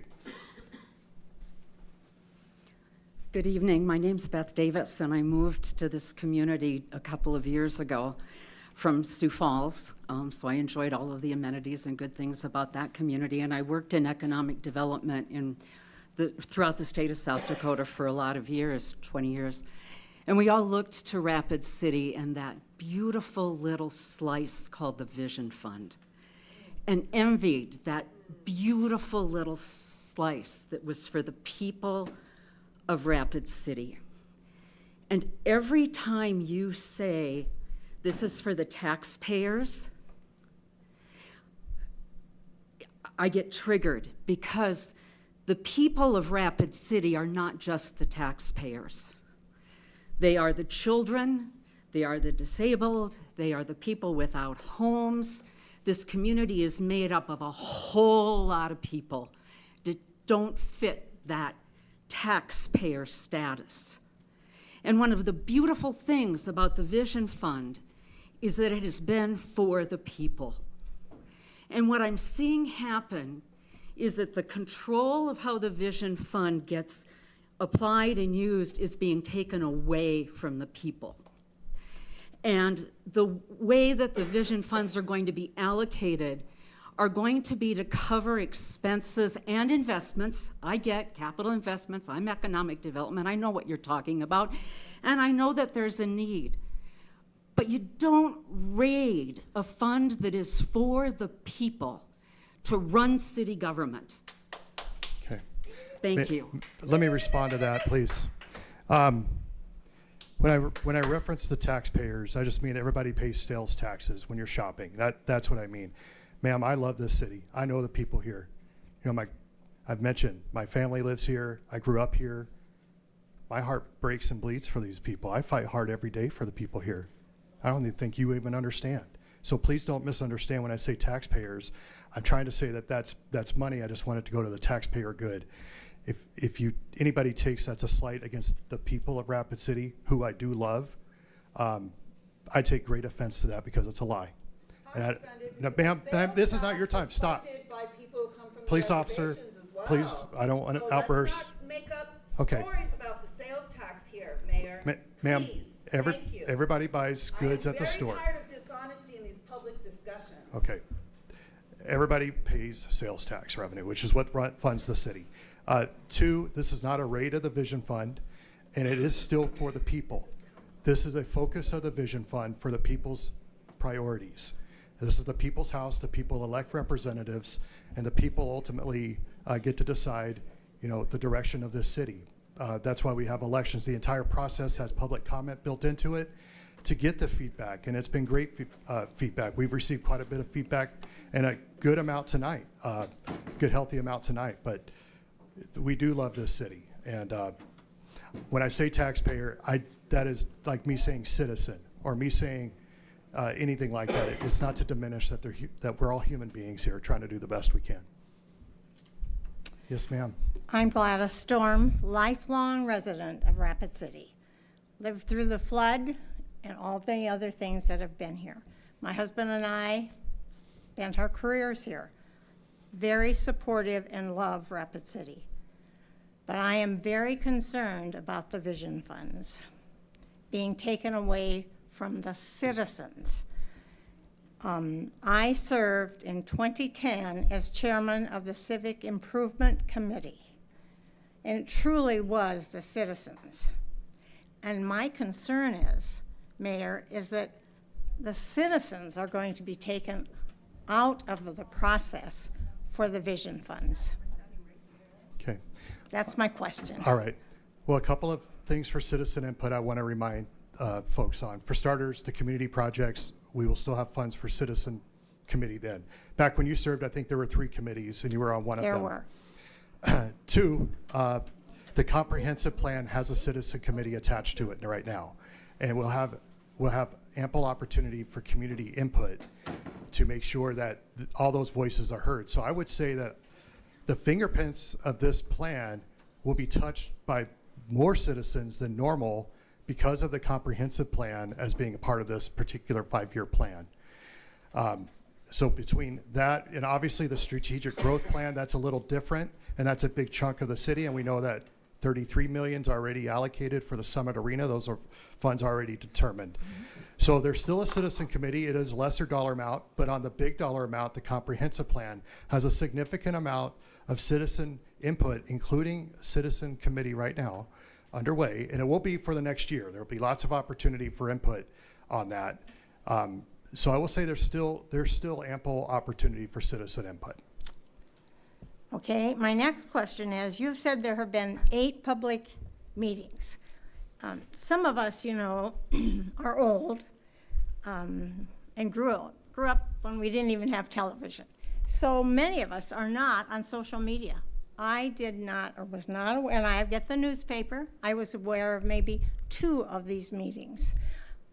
I think that somehow we have to find a different way or more ways of advertising these so that more people can hear what was presented tonight.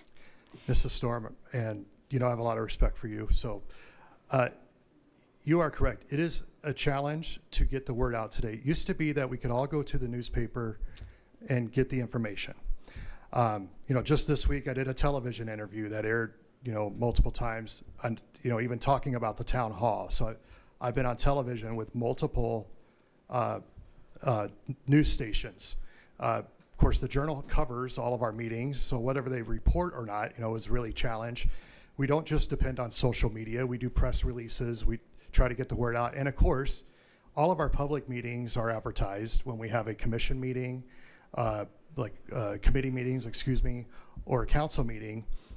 In addition to things like when we did the open house, tonight's a town hall, we've tried various formats. There's no official action here tonight, but this is, we are receiving public comment tonight, to make sure that people understand. Now, that it is very difficult because, I actually go on social media a lot less now that I'm mayor. I just don't have a lot of time, and when I'm not there, I try to hold my wife's hand just for a little bit, before we go to bed, and do it all over again the next day. So it is more difficult, not just for the city to get the word out, but for a lot of people, because of our news sources have drastically changed. They're very diverse. Just look at the city of Sioux Falls, changed their newspaper of record.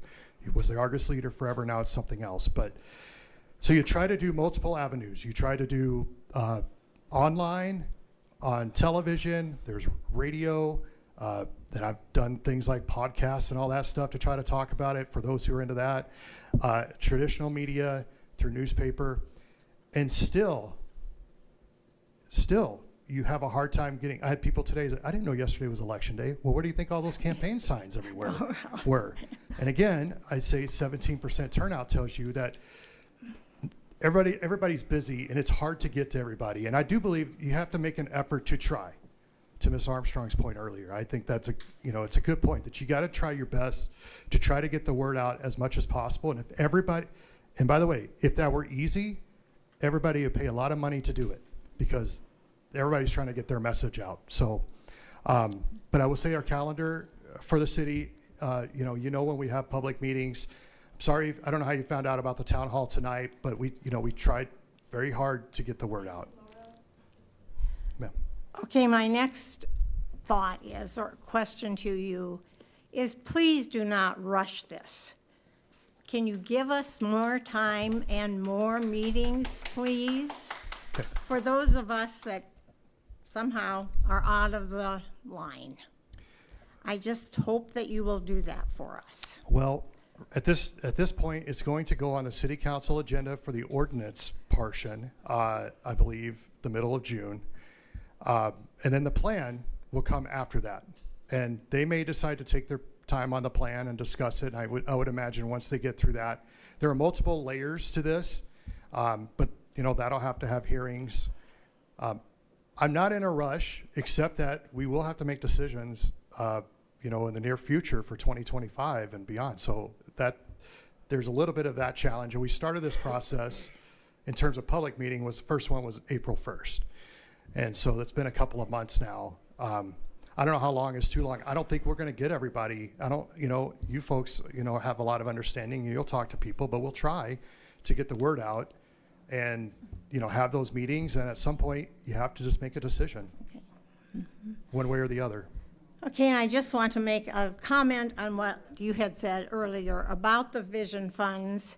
And one of my favorite projects is the one that you talked about tonight. And that is the icon of Rapid City, the park. Dinosaur Park is special. Yes, it is. Dinosaur Park is our icon, and if you have not driven up there to see what is being done through the vision funds and other funds, you must. It will be a bright star for Rapid City. And look for a grand opening announcement for that soon. Unfortunately, it may be hard for everybody to get that information, apparently, because you try to do as many press releases and announcements as you can. But I think we're looking at probably at this point sometime in July. Is that right, Mr. Beegler? Okay. Thank you, Mrs. Storm. Good evening, Mr. Mayor. My name is Hani Shafi from Rapid City, and I want to thank you for your presentation. It was really a great opening to a great dialogue in our community, and I'm glad you're having such a meeting to allow every one of us with the different points of view to express their opinions, and I hope this continues. And I agree, the worst thing that we could do is rush it because people think that their opinions are not heard or what have you.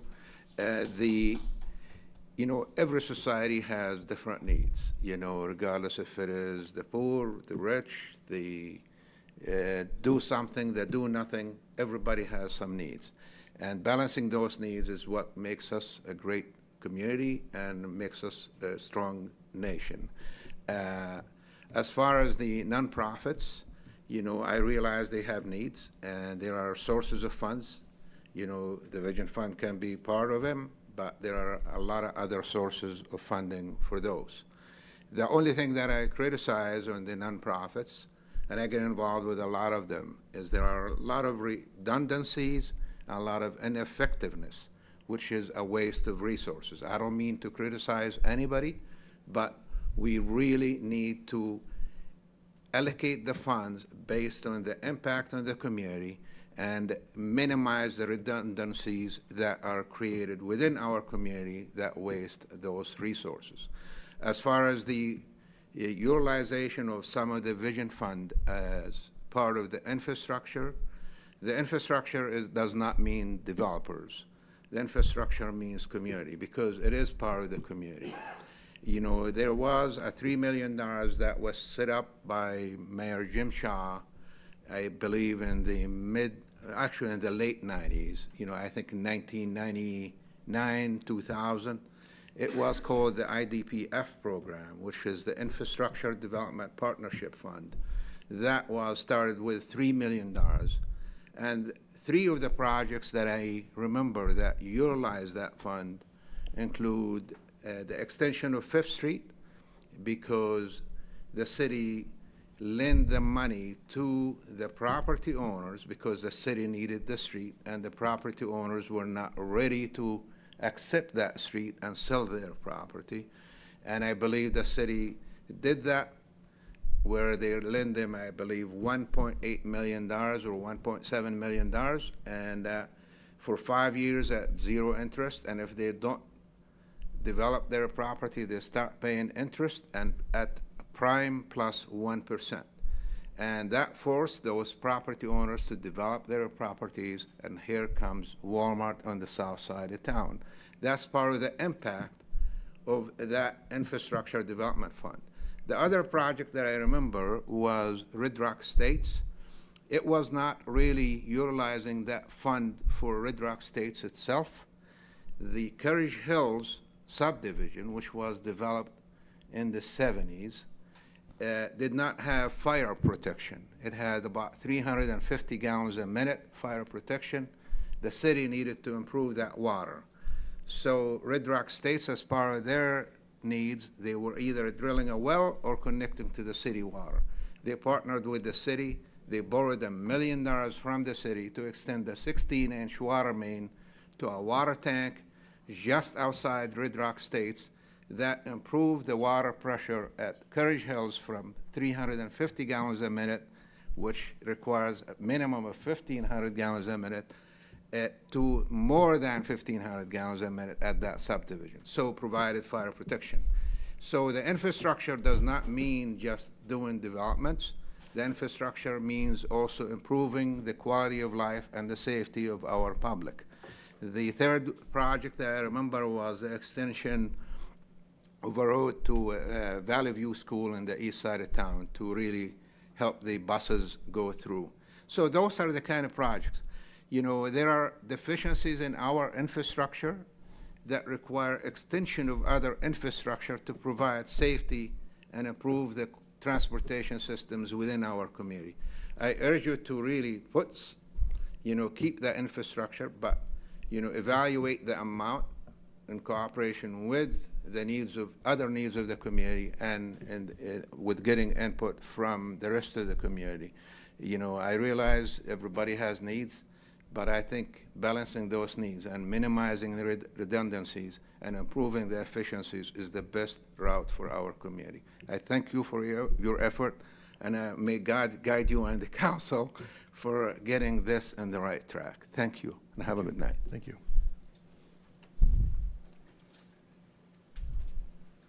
Good evening, I'm Jackie Dietrich. I run one of the nonprofits that benefits from this program, and that is one that was created by community leaders in 1968, which is the Rapid City Arts Council, which the city then selected in 1974 to run a project that was also a result of the flood, which is the Dahl Art Center. And the Dahl Arts Center certainly benefited from vision funds in allowing us to expand where we now educate children and adults, people of all ages and abilities, day in and day out. It's something that I think makes Rapid City incredibly special. I moved away from Rapid City, and I believe I came back because the Vision Fund exists and that it supports arts and culture, and that was created by the people who recognize that it is for the people, and that having arts and culture is important for our identity, and having projects that the people can choose is something that makes it an exciting place to live. I could live anywhere, I could work from anywhere. I worked remote before this job came open at the Arts Center, and friends of mine called and said, for the third time, we think you should do this job. And I said, you know what? Rapid City is in a special place.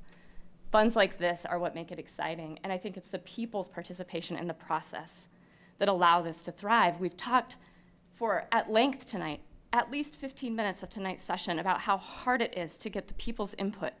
Why are we putting forward something like a vision fund where we are restricting community input and allowing city council to determine whether or not making that optional just seems like the wrong direction? So why are we putting forward a plan where we further eliminate the community's voice in what kind of identity and what kind of quality of life projects we want to see?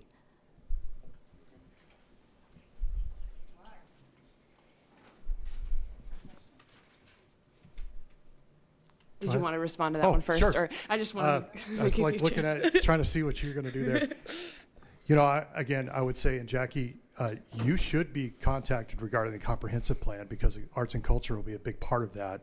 And that will also be a big part of this particular 5-year plan. In addition, there is a citizen committee. I feel like I've repeated that at length. Not requiring it was really going back to, it wasn't required in the first place. Those are things that are added by councils. There have been 3 committees, then there was 1. And I think leaving that up to councils on how that will be addressed, even how those funds are going to be spent, ultimately it's always the council's decision. And having elected people that we choose make those decisions is the best part.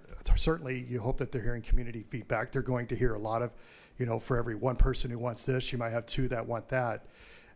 But it's, it is tough to balance those priorities, and that's why elections matter.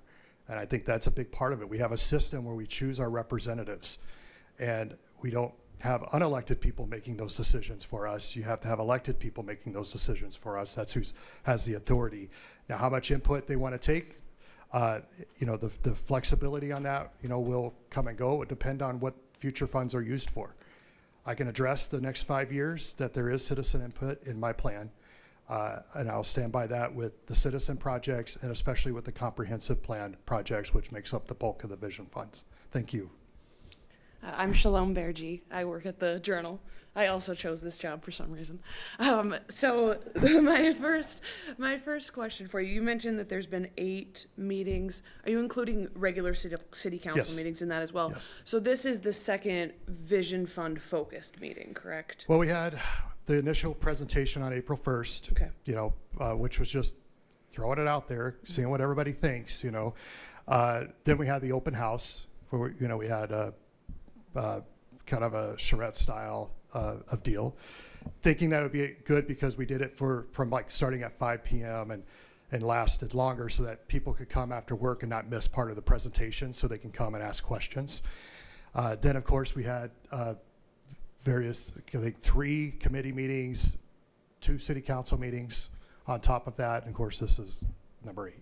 Okay, gotcha. So with that said, I just wanted to defend us for a second. We covered the original presentation. We did an article ahead of the open house letting people know. I covered the open house. That's when I took over city government. So I covered the open house itself, the first vote, and we also did 2 different reminders for the meeting tonight. So I know not everyone gets the paper, not everyone reads the paper, but I just wanted to kind of clear that up, that we have been covering this, and that we're doing our best to get that information out to the public. And I'm always open to suggestions of how we can do that better and do that more, but I just wanted to take a second to say that this isn't the first time that we've talked about it in the media. So It's a challenge not unique to us. Yes, that is true. So that was all that I had. Okay, thank you, ma'am. Is there any other comments? Because we're getting pretty late here, so I think we'll call it good. I think, you're the survivors, by the way. You're the ones who've lasted. I think we lost half the crowd. But this is also streamed on television tonight. If you didn't know, it's streamed on television and online. So thanks to everybody for viewing and checking in. I think it's been a good discussion. I hope, whether you agree with it or not, I hope you at least understand it, understand the heart behind it. The next step will be the council will have to address the ordinance, but that's not even the end of it. Once they get through the ordinance, then they start talking about the plan. And the plan, of course, will be have a lot of input, I'm sure. I presented a plan. I feel like I've kind of done my part. I said, here's the plan. And now it's in the council's hands. But I hope tonight, I did my part with the community to help. And I appreciate you coming out here. Even when I push back, I get a little bit feisty sometimes, but it's all in love, just as I expect that from you too when you have your questions. But I want you to know.